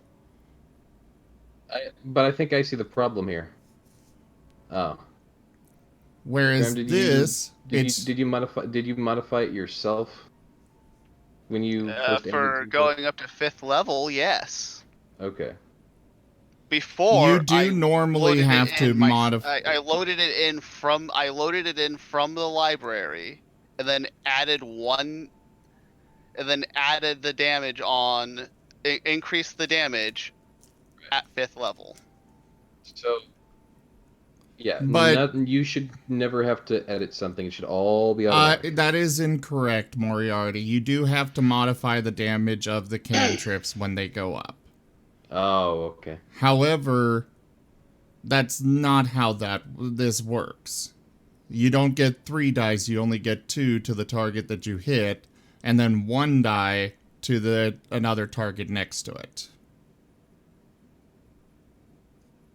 That will be Sire. Like I said, the only thing I modified was the spell casting. Like I said, you don't get 2 dice of fire damage. Alright, like I said, I'm just telling you, that's what it started off as, so. No, it shouldn't have.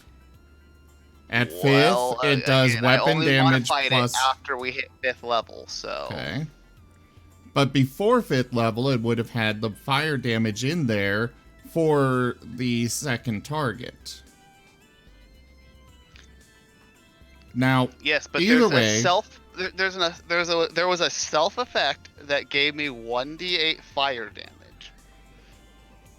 Which is meant for at 5th level.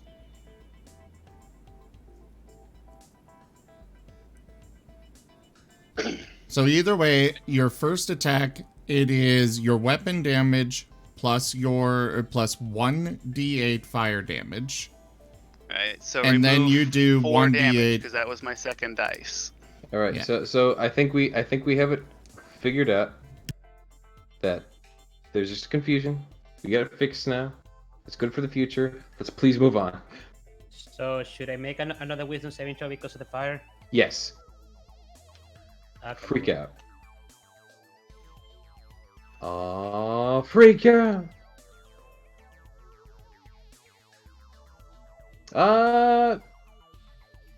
This one doesn't hit you the same. It's you know, you don't like it. You're definitely like wary of it, but like Graham seems to be controlling it. You guess so. You're okay with it, you guess. Like you get mixed feelings. Moriarty, just for the sake of going with a lot of other fear effects, if you succeed on it once, you don't have to keep making the roll. For at least for the encounter. Fair enough. Every other fear effect in the game works that way. You don't have to make it every turn. Once you get over it once, you're good to go for the rest of the battle. Element didn't succeed the first one, though. Yeah. Well, I'm saying in general. Yeah. And if I had to like peg this as a success or a failure, like straight on, it's a failure. But like I'm being nice with it. Like he's still frightened of the fire, but Graham seems to be controlling it, so he trusts it more than probably any other fire he's seen so far. I see, I get it. Then Risforn comes in with Fireball. Yep. And completely scars the man. Oh wait, shit. We need to actually do your turn instead of just trying to like fear. So Element, what are you doing for your turn? I am going to. I'm going to come closer and. Where is it? This.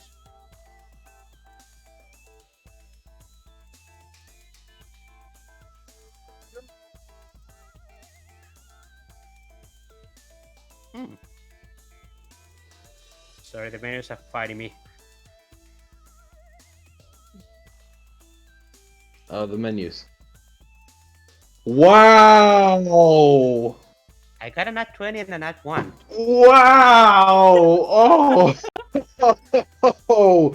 Oh! That is like a blow to the groin. Oh! Big ouch. Zim, I feel sorry to have to ask you for a card. Another cramp, but this time it's 1d6 penalty to your next attack roll. Oh no. So you bring up your javelin and like you pull your rotator cuff a little bit and you're like ah. He's still tense from being scared shitless. Yeah. You're not just a little tense. You're really tense. You're in battle. You're fighting a freaking bear. Graham's waving around fire like it's nothing. 5 feet to your left. It's not a good time. And the bear also kind of exploded into flames. Well, no, it didn't explode into flames. Whenever ground I next used to it- Hellish Rebuke, it did. Oh yeah, that's right. That's right. It did, didn't it? This bear's on fire, yo. It's not still on fire. It just It very was. quickly was on fire for like a split second. Graham and Element are sharing this horrible experience together. How delightful. Element has the worst luck. I can't believe I got a nat 20 and a nat 1. Polar bear goes to fight Kai.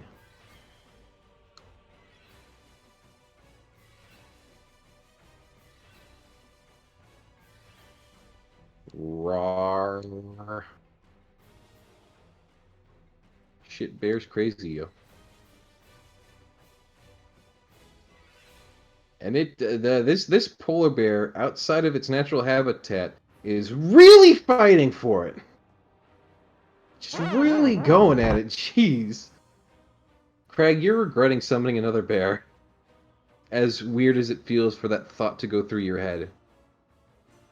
Craig is sad about his new bear friend. Glad that you still phrase it as bear friend. All bears are friends to Craig. This friend is just very violent. That's the friend that, borrows money.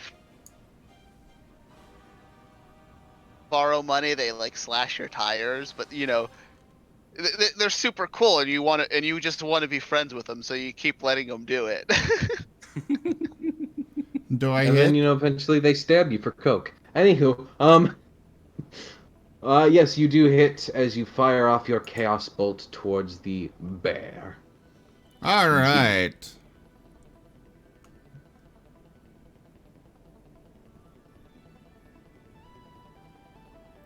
So do that. For the record, it will be thunder damage. Right, a giant thunderclap rings out as the chaos bolt strikes the bear, like the hand of some sort of angry god coming down. Like, you swear you saw lightning, but, there wasn't lightning because it's only thunder. And the bear flops down, and I'm not going to remove the token just yet because I feel like someone's going to donate. But that's the end of your Mean turn. influence? What? No. I mean, Because the donation goal is Molotov. Yeah. Whatever that means. Craig, it is your and Kai's turn. You can feel free to go first or have Kai go first. Up to you.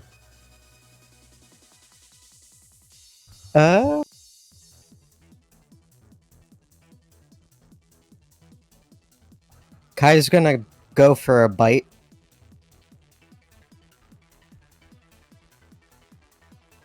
Alright. Nice. That's a hit. Go ahead and damage.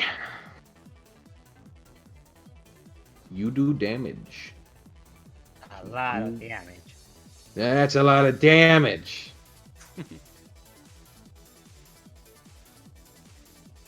And Craig tries to Craig throws a firebolt at the polar bear. Okay. Go ahead and throw me that roll. You miss it as you are trying hard not to hit Kai. The two of them who are still in a sort of struggling grapple as they are battling each other. Their heads kind of bob back and forth, and your bolt just misses as they dodge to one side.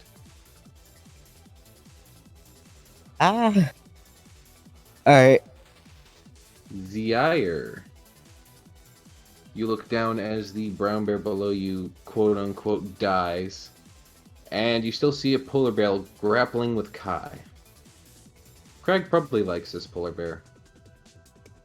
Alright, I'm gonna cast Call Light towards the back of the polar bear so I don't hit Kai. Right. Go ahead and roll damages.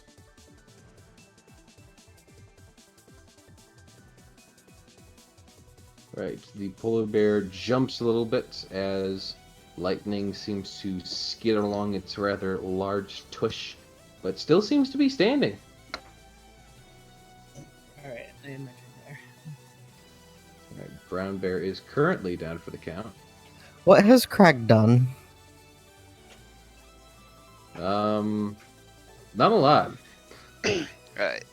Oh, by the way, that last attack was supposed to take minus 1d4. Don't forget that for your next attack.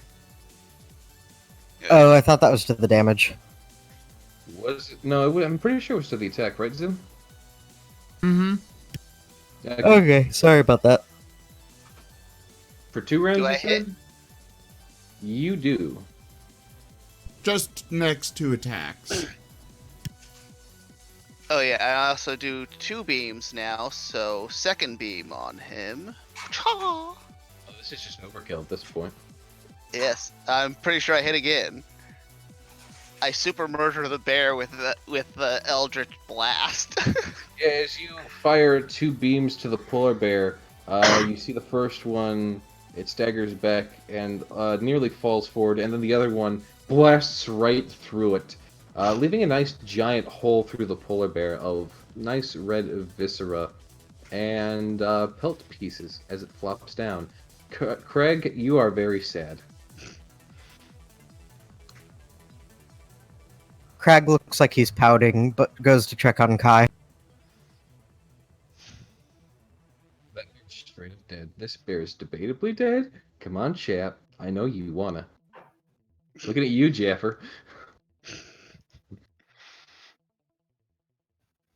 Alright, fine. It doesn't look like we're getting ethereal influence today. One of these days, though, the indestructible bear will return with a vengeance. But that is the end of combat for now. Alright, I'm gonna drop down and heal up Kai. Graham is a little hurt, just a little bit.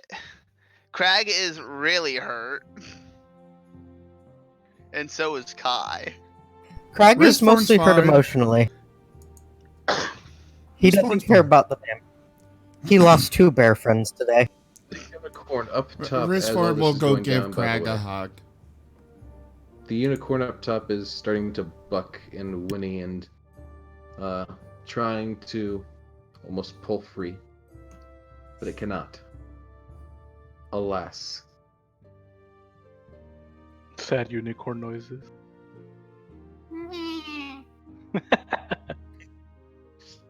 Whoever did that, I love you.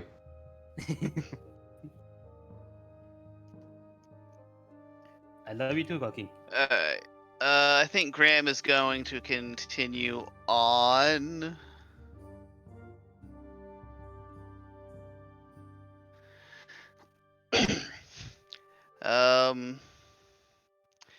He'll shout down. Maybe we should get Sheep Boy to possibly talk to this unicorn, or maybe try to calm it down.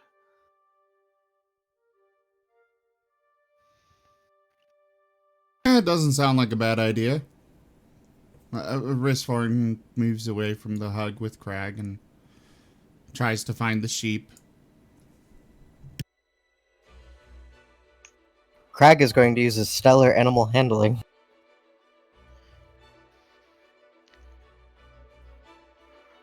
Also, the map closed for me. I don't know where it went. Shouldn't have. Let me review it.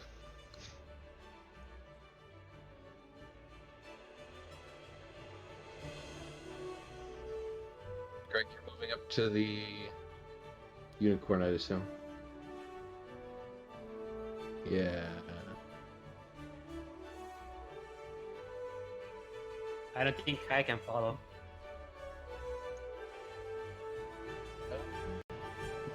Give Kai an acrobatics check.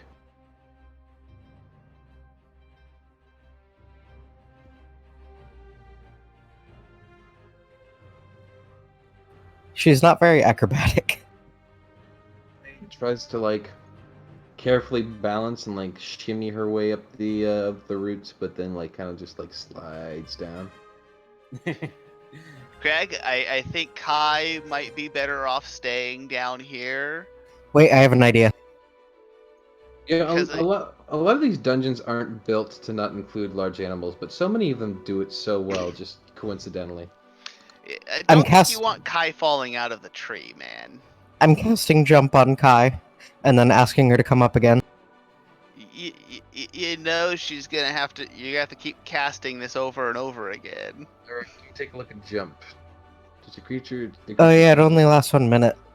Also, I point at locked door that's too small for Kai to get in. Can I pull that back or not? Yeah, you can pull it back. Because Cram is currently talking you out of it. Craig frowns and waves at Kai and gives Give Keep I in think I have mind, a Kai rational. is now 20 feet down. You're 20 feet in the air. Falling from up here would be. Oof. Craig's going to throw a ration at her to keep her occupied. You may do so. Throw a ration at her, not to her, but at her. D20. Can I roll to see if she catches it? Sure. If you really want to. I would I don't probably be care that another... much. Okay. Zaire's First- going to pull Graham aside, not Graham, Crag aside, and ask him to please not summon any more bears. But bears. He nods and sighs sad. I mean, if you want more bear bodies on the ground, then yes, keep summoning them. One of them will either eat us all or will kill them. Please, somebody. Free me, please. You hear the unicorn say, Wasn't a very unicorn voice. 2 out of 10. I didn't even hear. I didn't Bad. even hear what the unicorn Failure. said. Please, I beg of thee. Free me. I can't take this no more. Huh? Not enough winning.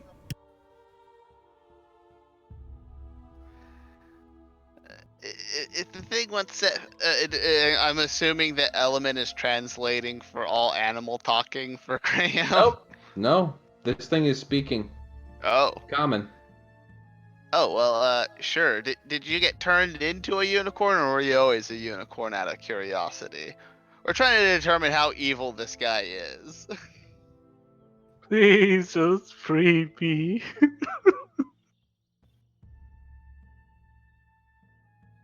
I mean, I really That's a don't see little any better. reason- I'll give you a 4 out of 10.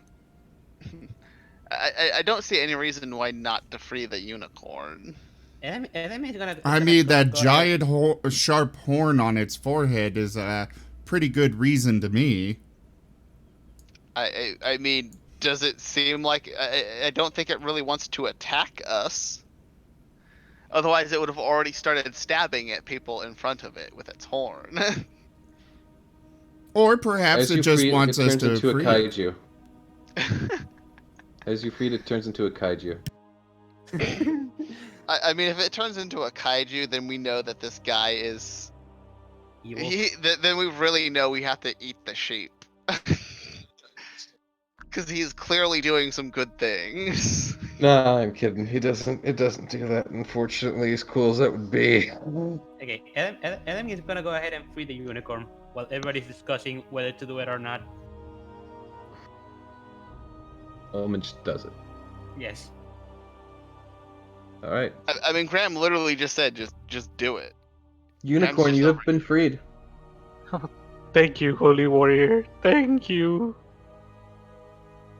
It is my duty to do good deeds. Oh wait, is the unicorn the new person? Maybe.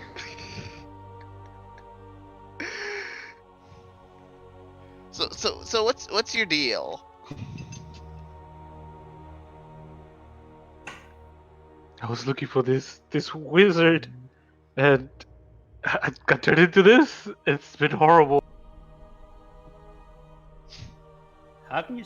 Interesting. Now, just for the sake of building trust here, would you mind giving me the last 4 of your social security number and your bank account number? I don't know what these are.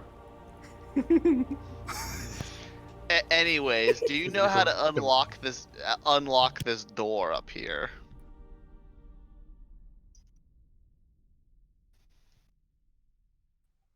The unicorn shakes his head, not knowing. How? Enemy is kind of curious about something.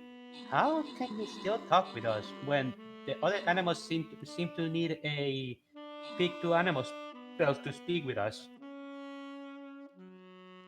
Like we can understand you, you can understand us. I'm unsure, Holy Warrior, but I'm glad I can. I haven't spoken to anyone in I don't know. Oh, you poor thing. Grandma's gonna point to Crag. Hey, Crag, come unlock this door so Snowy can scout can scout inside while we talk to the unicorn. Otherwise, I'm just gonna blast it open. Craig looks surprised and then walks up and pulls out his thieves' tool. The Craig actually does a criminal activity.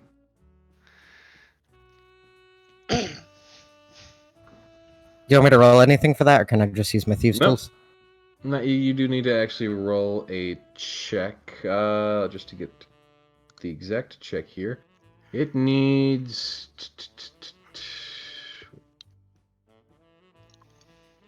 it says it needs a thieves' tools check, which is weird, because that assumes that there's a roll. Yeah, the thieves. We the usually tools just themselves should use have a sleight roll. of hand. Okay, sleight of hand works. But yeah, normally, like those like tools and stuff, they kind of have their own like role to them.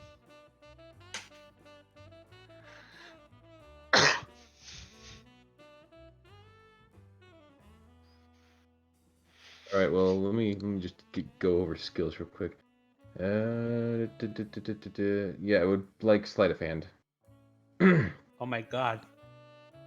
You're going at it, Craig. You hear the...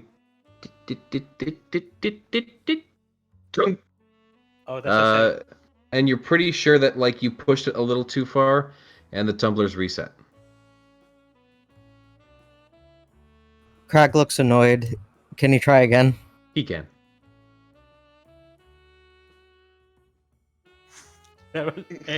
Craig is out of practice. Same effect. You can make one more try at it. That's fair. It's a 9. Okay, Oh, this nice. time you get the proper like sort of click that you're hoping for instead of the thunk. That signifies that the door is open, which is good too. If you feel as though if you failed again, you might have actually broken your lockpick. Craig looks proud of himself. Just Graham out of will, practice. crack open the door and let Snowy in. Great job, Craig. Great job. Yes, good job. Pat on the back. And then enemy gives a thumbs up. Craig looks very pleased with himself. Sees inside, and as he sees inside, there's some things I actually need to prepare for this, really quickly. Such as I thought you said you were prepared, you little liar. I am prepared. I just didn't have various things placed for this point yet because there's another thing I need to read. Let's see. It sounds like you were not prepared. No, I'm prepared. I just need to read the next section of the book as you walk into the room to give it a proper description. Inside, you see that the area is divided by one giant wall that seems to be going down the exact diameter of the main platform. And this main area seems to contain a platform and a lab. Mainly just, you can see on that sort of west wall all of the bookshelves prepared and various materials and whatnot, all about skewn about. It doesn't So this seem is as like though a anyone... laboratory like an alchemy lab or something? Part alchemy lab, part study. It's definitely someplace What a out of weird magic. living room this person has. This is not a living room. This is easily not a living room. Yes, but usually whenever you enter into like the first room is like kind of like a greeting area or living room. So this guy's architect or planner was just terrible. You also realize this is a wizard tower and not a home. Yes, but the wizard lives here.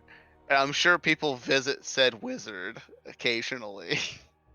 Yes, You'd be but who assuming a bit much says there. he meets them here And not one of the several other buildings that are on this in this area that we haven't actually gone into yet. That's true. Who's to say this is even his house? He could have multiple properties. That's true. He is a great I producer, after mean, all. he himself said he kind of, you know, pretty much lived here and slept here. For 100 The way years. he was talking about this. Maybe was, he's eccentric, okay? Quit debating what is clearly reality and move on with your I'm life. not saying that he can't do it. I'm just saying it's you know, just poor etiquette, man. Maybe it's not etiquette to an elf. So Snowy doesn't see any people or anything like that. Yeah, I'm gonna go ahead and just get this map a little bit more revealed so you have a proper understanding of what you're dealing with here. Alright. Graham is going to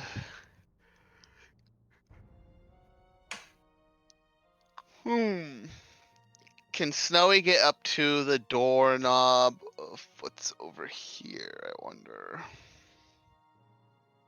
To the door to the next room. He can. There's nothing impeding his progress. Alright. Snowy opens door. How?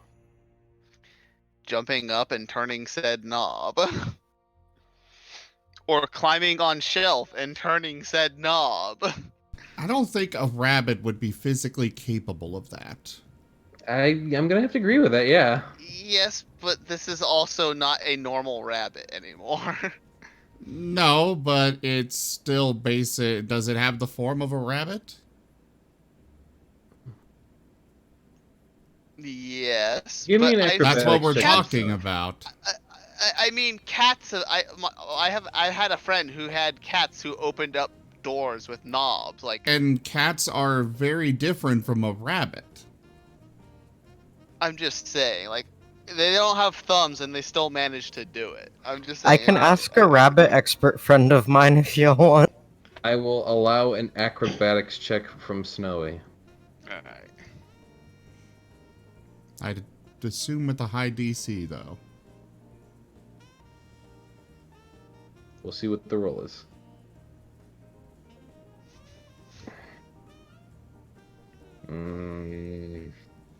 It's a good roll, but I'm not sure if it's good enough.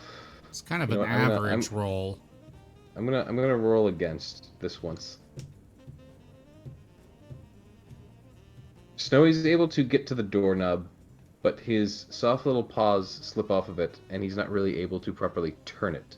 I will allow him to try again if you really want to like just all sit around here and talk to the unicorn. Okay, you get it. Alright, Snowy opens door and continues on. Yep.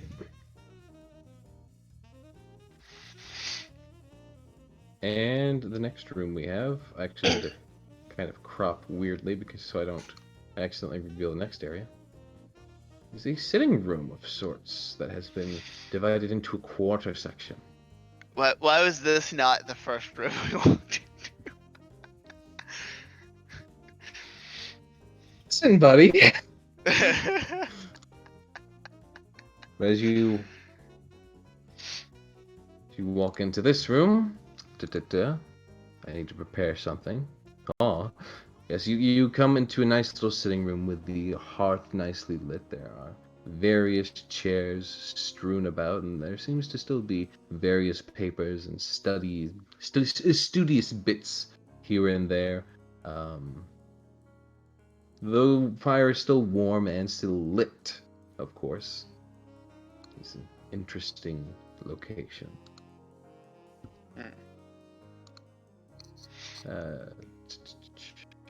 Anyways, I think we should jump back to Unicorn.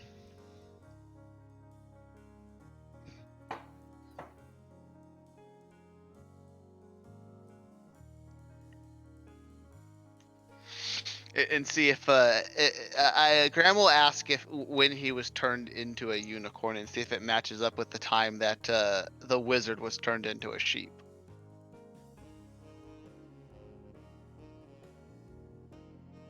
Sorry, say that last bit again. Graham is asking the unicorn when he was turned into a unicorn to see if it lines up when the wizard was turned into a sheep.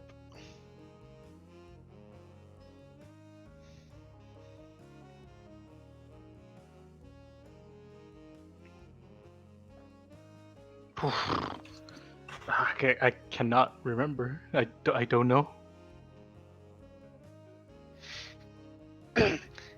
Has it been like 2 years? Or was it longer? Unicorn would just shake his head, having no knowledge of this.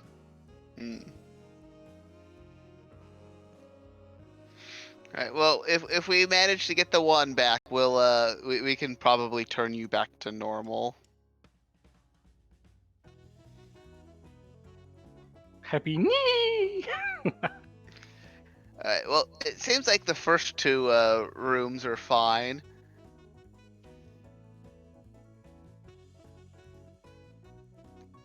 Oh, I think Knock is definitely here.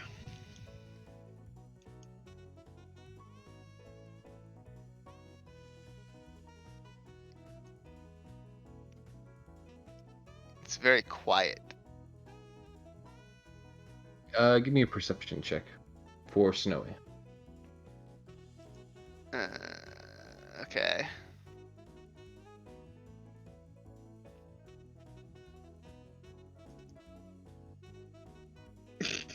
You Of stand by course. what you said.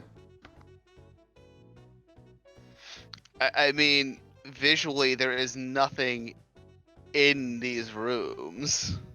Excellent fire. Alright, Wristform's getting tired of waiting. He's going in. Graham will follow. I mean, there's not a person there, like specifically search in that around. room that is visible.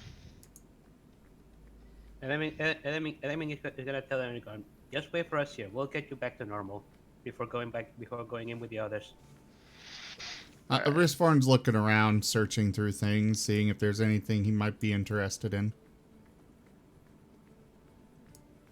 It's a bit of a mess, but go ahead and roll me. Risforn, can we save the ransacking of the person's home until, you know... Hey, he said he'd give us anything. I don't think he said... I think he very specifically said not anything. Well, I think he maybe was, I think the he said there wand would or definitely be a whatever is in reward, here. but- Risforn, go ahead and give me an investigation roll if you are, you know, if you are certain. All right. Graham is just going to like gesture with his paws from like Element to like Risforn and be like, "You gonna just let Risforn do this?" Element is gonna come behind him and put a hand on his shoulder. Come on, let's go. He's telling him.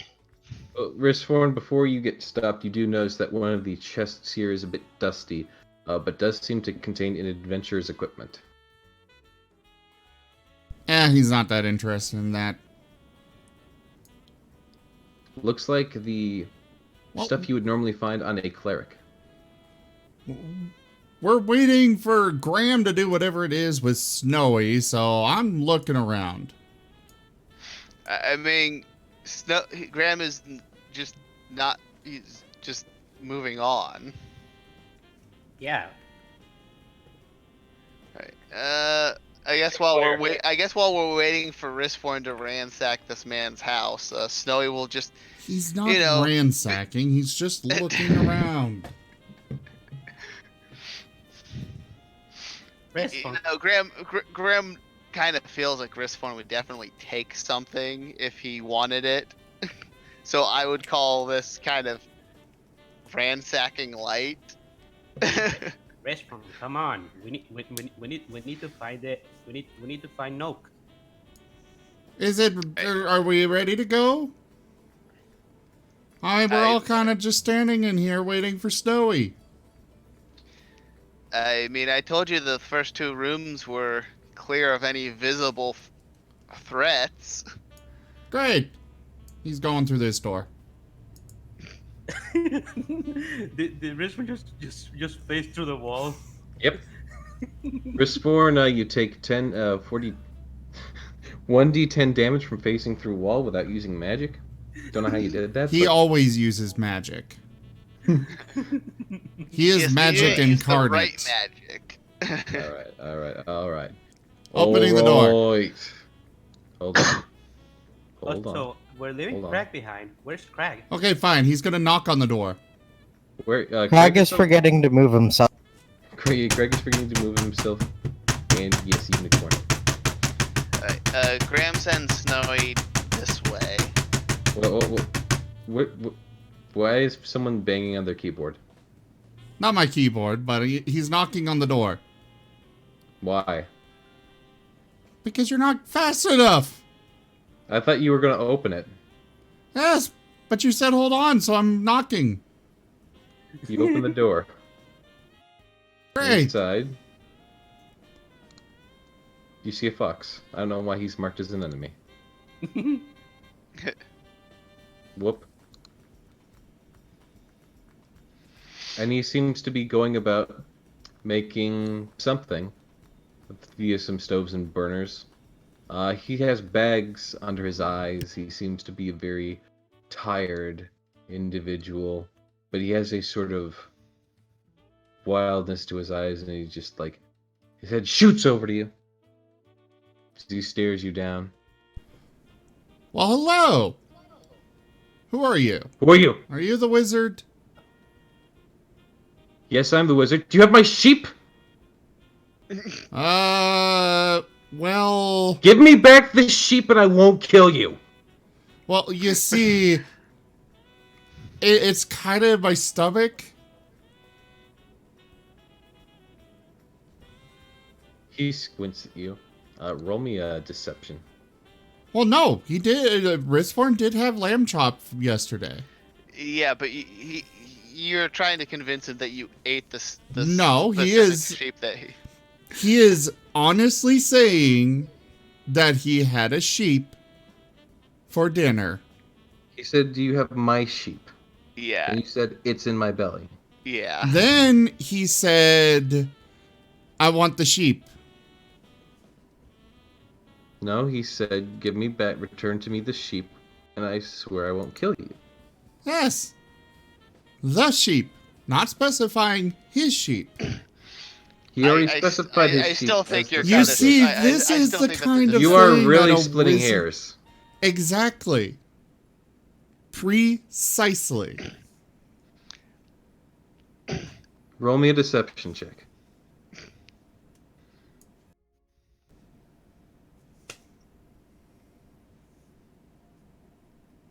He grumbles softly to himself. And then glances back at you with shifty eyes. You kill my man Noke? I'm sorry, not Noke, fuck. Goose. You kill my man Goose? I have no idea who that is. Big guy. Badgery sword.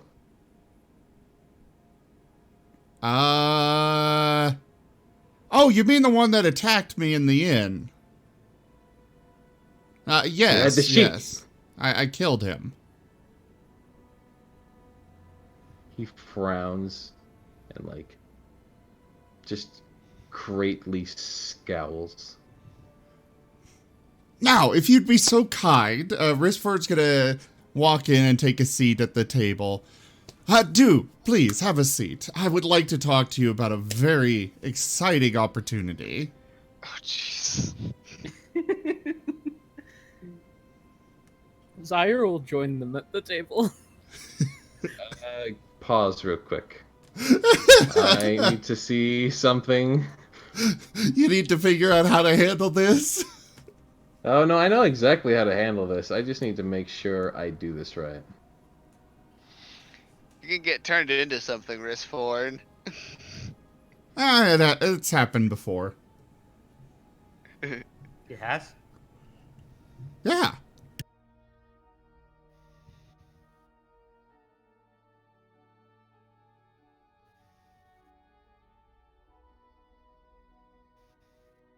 Okay. Well.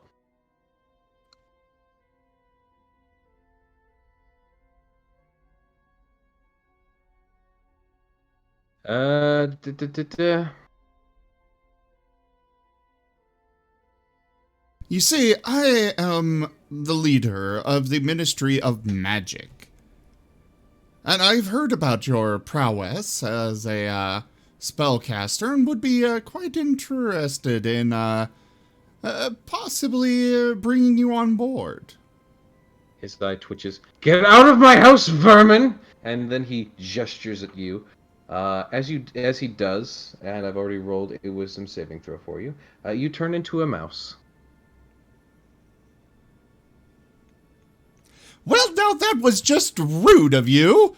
I would be more than happy to discuss this civilly with you, but since you wish to do this, I will just have no choice but to attack. Ristforn, you're kind of muffled as you are a mouse standing in the midst of all of your previous clothes. Okay. And probably just squeaking. Okay, and? Like I don't think he can understand No. And? It's okay. He can still do everything he's just done. I'm just making sure he's aware.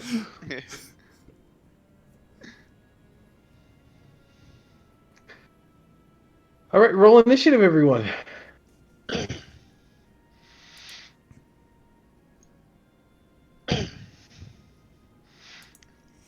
The fact is, he did take the, he did take the, diplomatic approach first. Zyre will nod at the mouse and in this the pile guy of seems a clothes. little bit. This guy seems a little bit unhinged, even by Graham standards. Well, Graham being a slightly unhinged person understands unhinged, so.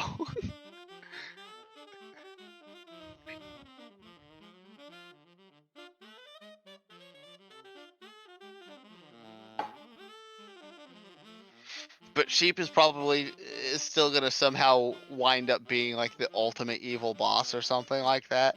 This is the last FU.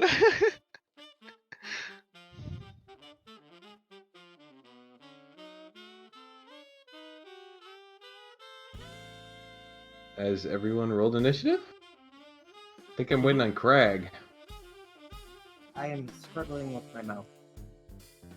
Because I'm not using a mouse, I'm using a pen. What? What? I'm sorry, but what? You what? Are you using your drawing tablet for this? Yes. Confusion increases. You knew that Crag was an artist. Even if I Crag did know hasn't this. actually done any of the art I need.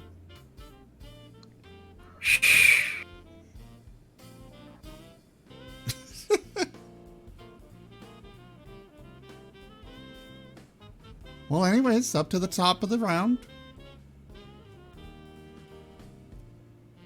Is it indeed?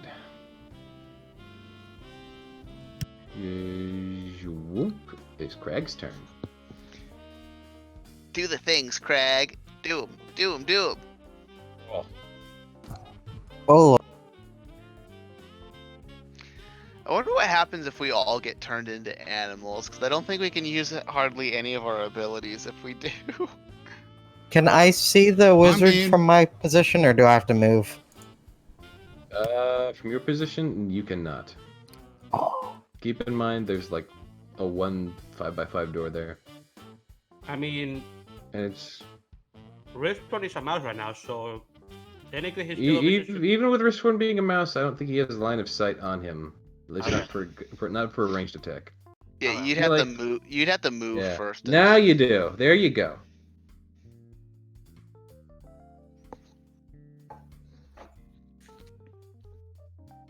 Alright, I'm gonna cast Fireball. Oh no. Firewall? Firebolt. Oh, both. Okay. Firebolt. That is very different. Similar gonna s- name. I was gonna say you're gonna kill Risksworn. Nice roll. Alright, go ahead and roll me damage. Your firebolt goes in, cracks and smacks against the magician.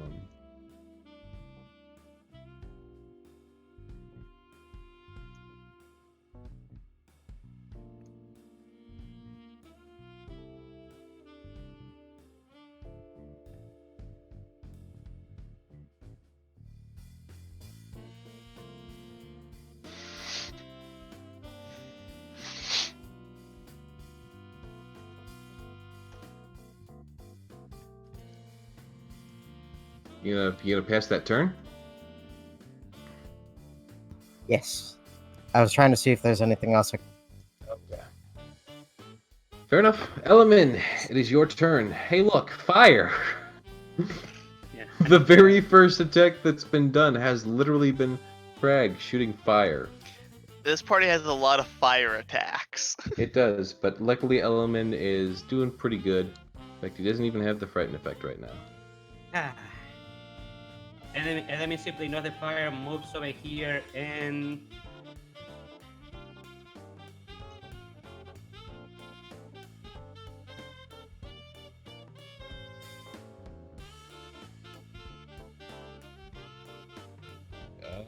Minus a 1d6 from that, you would miss.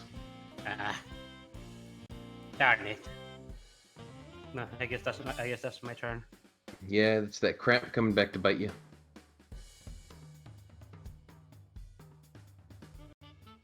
Alright, whose turn is it in the combat tracker? Ah, it is... Oh, thank you for that, Craig. I just saw your message in the Discord. Yeah, I kind of thought it would be impossible physically for a rabbit to manage to turn a knob. Wait, what? I asked a rabbit expert about turning the knob. They can push open surprising things because they're very strong, but they can't manipulate their wrists to open knob. I mean, all it really takes is standing on one side of the knob and kind of just pawing at it till it turns. Though. Yes, That but doesn't you require- weren't able to stand next to it.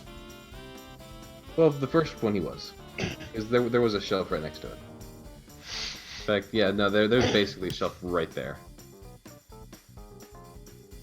For the second one, he wouldn't have been able to, but Risksworn got that one, so it's all good to me.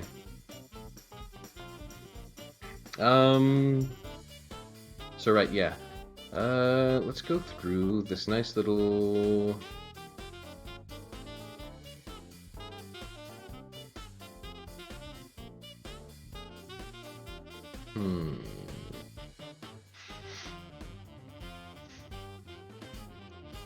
Glances amidst the lot of you. And decides to cast...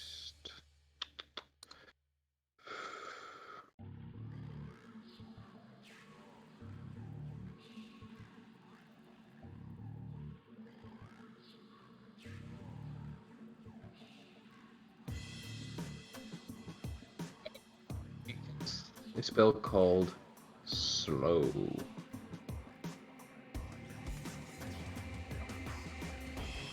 That is going to be Wisdom save for everyone. Even me? Yep, it's a 40-foot block of effect.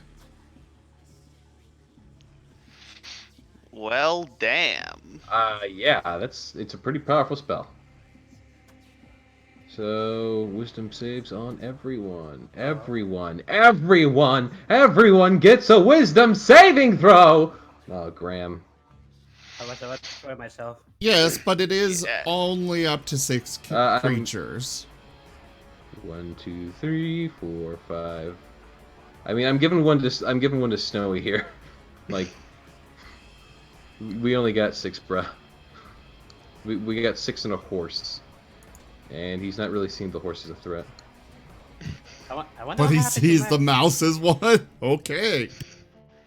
I wonder what happened to Magna. Oh wait, no, hold on. 1, 2, yeah, Where yeah. were- He went for dinner, but that was a while back. That was a while back. I don't know. Maybe he's just not making it today. Maybe he's too busy off schmoozing a bard or something. Who knows? He's in the corner. I put him in the corner of the map because that's where he belongs. The corner, dirty boy. So what does slow do? Okay, I need to see what the DC for slow is. I mean, I know I didn't make it. I mean, know Element did. I'm imagining as time. I'm imagining as time a time stop effect. Because I know that there's no DC that's below 10. I think like 11 or 12 is like the lowest DC, so... Yeah. Technically, 10 is.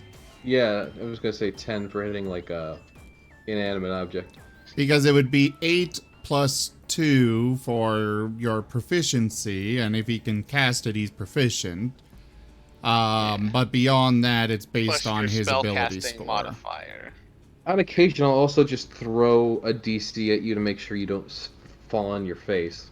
Like occasionally, I'll give a DC 5 for something. As Well, I for meant like what... for like a spell. As for the like- spell itself, you get -2 penalty to AC and dexterity saving throws. You cannot use reactions. You can use either an action or a bonus action, not both. And if you've got an ability like extra attack, you cannot use both. If you attempt to cast a spell with a casting time of 1 action, roll a d20. On an 11 or higher, the spell doesn't take effect until the creature's next turn. And the creature must use its action on that turn to complete the spell. If it can't, the spell is wasted. It's a pretty good, let's make everything harder than it needs to be spell. I don't see anything about what the DC is, though, for Wisdom save. It'd be like Rusform was saying. It's the calculating it is 8 plus your proficiency, and then I think it's also plus your spellcasting modifier. Plus your proficiency plus spellcasting mod. Alright, hold on. What's his proficiency? I'm guessing if this spell, with how powerful this spell is, I'm pretty sure most of us just failed this, except for maybe like I mean, Sire, Crag, and Snowy, maybe. So 8 plus proficiency plus spell level?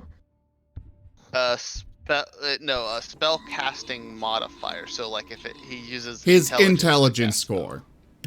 Yeah. So that would be...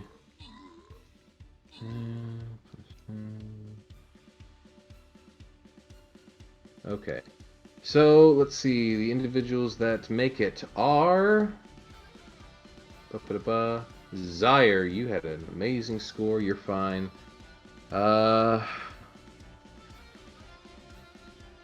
add insult to injury, unfortunately, Respawn, you do not. Elman does not. I figured. Crag does not. Ram does not.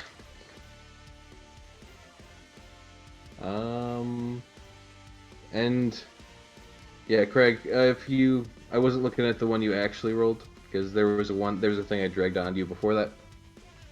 Okay. I will state for everyone's fun at home, if Craig would have rolled that, he would have actually made it. As such, Snowy makes it. Snowy is one of the ones who is not slowed. Snowy and Zyre, it looks like. Which is too bad, because a lot of you got really close. Did we? Did we really? You really did. Like, within, like, 1 or 2. Graham, you didn't. You and Elman didn't. Anywho, and that seems to be the majority of his turn as he laughs So confidently. with slowed, I guess if I cast a Eldritch Blast, then I can't fire 2 beams. No, you could fire 2 beams, but I'd have to roll a 1d20, and if it gets above an 11, You have to continue doing that for another turn. Yeah.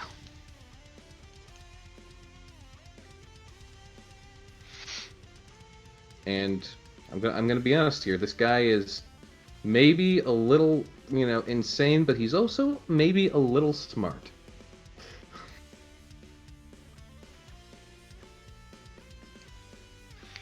Oh, and I can't use Hellish Rebuke either. It's honestly not that powerful of a spell. I mean, it does have a good amount of power, but it's not like this is the game over for us kind of levels. Oh yeah, absolutely not. Like I said, this is it. This is a good. Let's make everything harder than it needs to be spell. Anyways, my turn. Yeah, I'm sorry. Did I not move the combat track? Oh no, I'm on the combat tracker. I'm just looking at all his goddamn spells. It is Graham's turn actually first, but yeah. Alright. So I can still move and take either a bonus or a standard action, right? I believe so. Alright, so 1, 2. Move here. So he is within 30 feet. I use bonus action to curse his ass. Alright, that's all you get then. Isn't that a spell? No, Mhm. it's a bonus action. That doesn't mean it's not a spell. It's not a spell. Let me check. And what also was that it? What also is it? slow only affects spells with a casting duration of 1 standard action. That is correct. Alright. So even if it was, it doesn't- Hexblade's Curse is an ability. Yeah. And because I have Maddening Hex, he probably starts to see some shadows of Oh wait, hold on. straight out of Graham's nightmares. No, yeah, that is straight up an ability. Yeah, I just saw it in your magic list and I was confused for a second. It's And still listed as an ability. I think Maddening Hex does. Bam.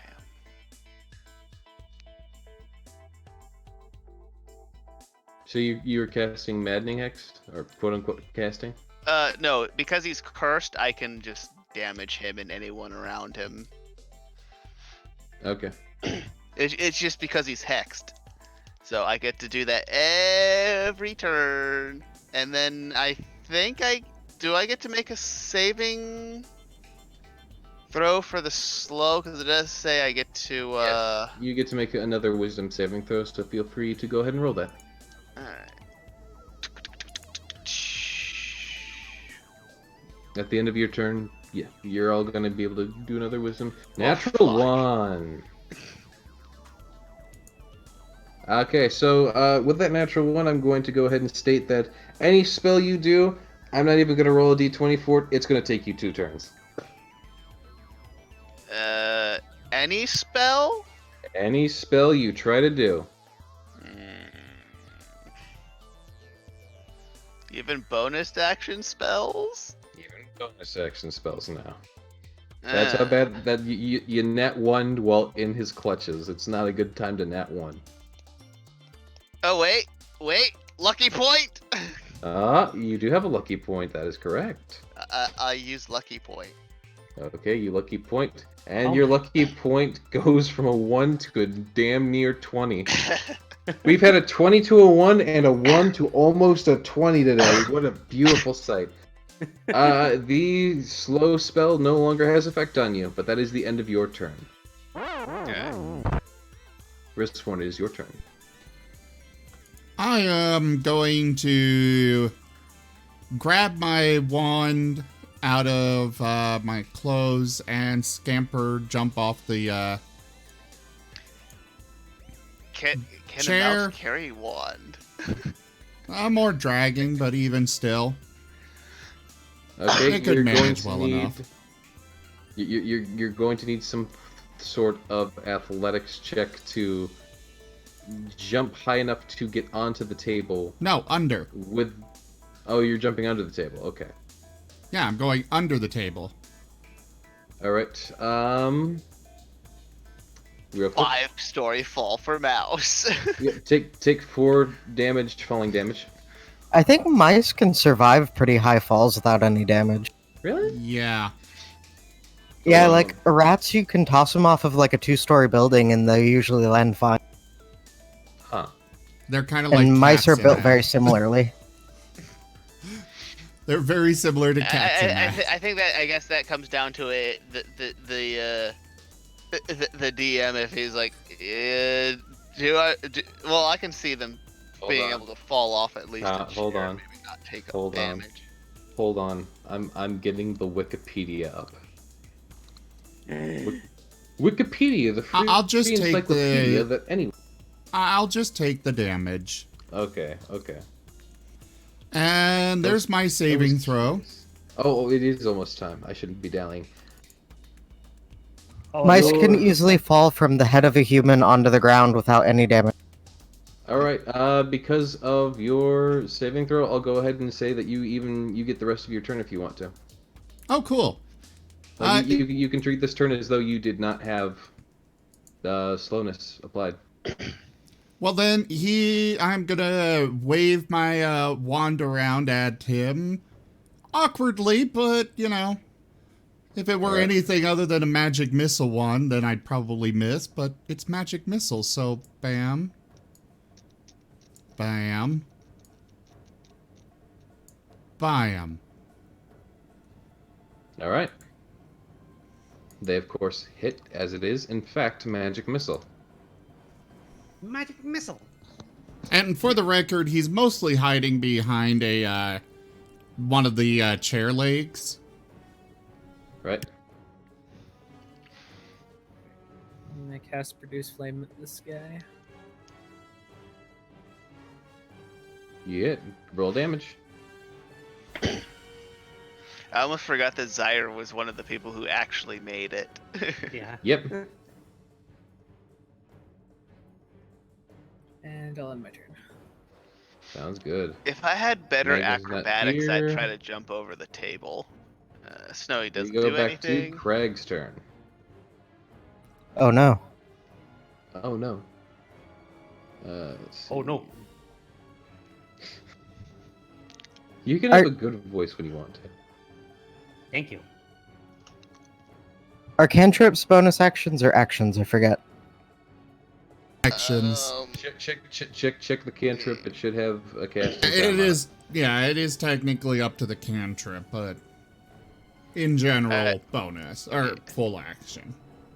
Yeah, there's very few spell. Usually, a spell that like amplifies like something else is a bonus action, and usually like something that just does damage is a standard action. As a general rule of thumb, like your smites and stuff are bonus actions, whereas firebolt would be like standard. I'm going to just use my bow then. Alright. I believe the effect has worn off, and you do hit. Go ahead and roll damage. Oof, he's looking bad. Oh no, not bad.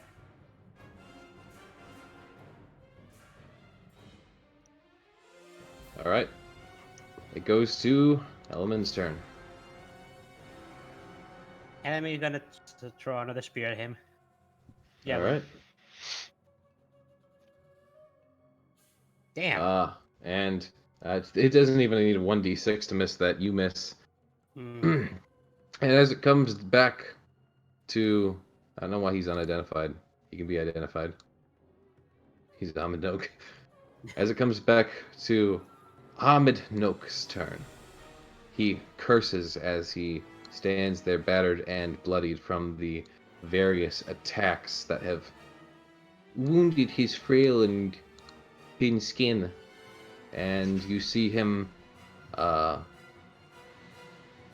make a few hand gestures as he casts something on himself and moves at a blinding speed as he just moves past all of you and runs out. Reaction. Yeah? Bloop. Bloop. Bloop. Why are you... Hold on, what are you doing?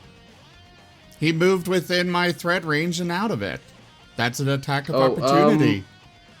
I should state he's casting an expeditious retreat. I still don't think he can get out of the door. Can he move through? Right. Yeah. For purposes of DM, yes. There's story purposes behind this, trust me. Plot armor. For the moment, yes. I will admit plot armor. And Snowy sees him as he goes inside of his room. And quickly shuts the door. And hears it lock. Well, Crag, get your lockpick ready. Crag looks eager to try again. Snowy should come back in here. Alright, you undo the lock. Pretty sure, hold on, let me double check the DC that I have set aside here. On a different freaking window. Where's the window? There's the window. Is that... No, that's not the window. There's the window.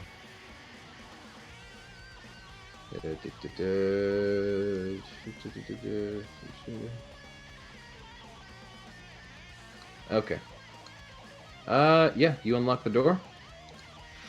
Alright, does Crag go in first, or... Crag steps back because he likes being at range. Alright, Graham will go in then. Graham, you would open the door. The knob turns. You go to push it open. It cracks open slightly, and you hear the sound of magic. But like you notice that the door, like a desk, has been quickly moved in front of the door. And for a moment, you're just like, "Oh crap! I can't actually open this door." You can go ahead and try to roll to like bash the door down as magic is being cast in the background. Wristform squeaks and waves at Element. Hopefully the one that's got the most strength here. Or yeah, the unicorn. Graham is going to step back and let someone with an actual strength score do this. Yeah, Zim, by the way, you are no longer a mouse because the retreat spell is a concentration spell, so he had to switch concentrations. Oh, okay. So you are no longer mouse.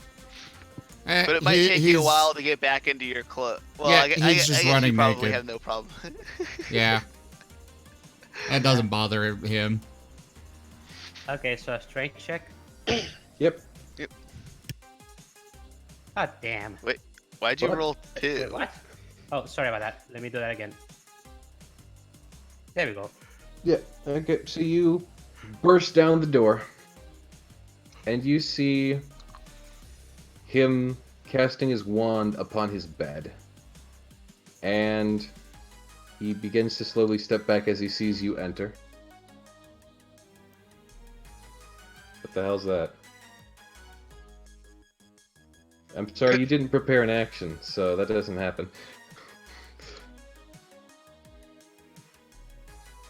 Are you good? Well, I think it's my turn in this turn order, because I think he's doing his thing. Something is currently happening. Always so ready to stop me from having my fun.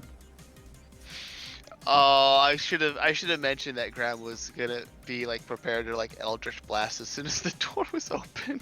But yeah, as He the was door in range. opens and as Elman stumbles in, you see the bed begin to shift and change and twist into boop-de-boo, holding them up. If it's another bear, I'm gonna be really annoyed. Oh, you're gonna be more annoyed.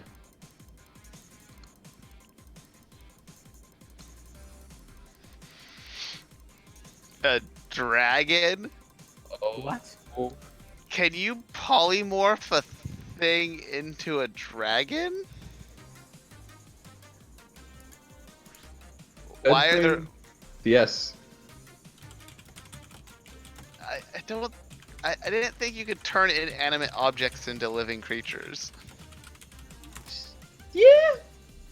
Apparently, that's how the story goes. Well then. And as the bed turns into a foul, wooden, splintery beast. By the rules, you cannot. Yes. I'm aware of that. There is an actual story explanation as to why this is going on. And don't worry, this isn't as bad as it looks, but nonetheless, as our session is coming to an end, the party comes up to see a bed that has taken the form of a three-headed sort of worm, with the spellcaster cackling madly. You know, that's the kind of stuff that causes, like, universes to implode. It's fucking around with magic that shouldn't be. Well, the guy is mad. You will be seeing story reasons behind this, and things will be happening, but that is, I think, a very fitting cliffhanger to leave off on. For now.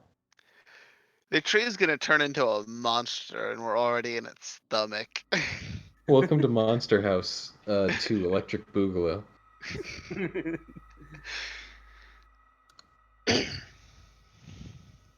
But yes, normally, by the rules, you absolutely cannot.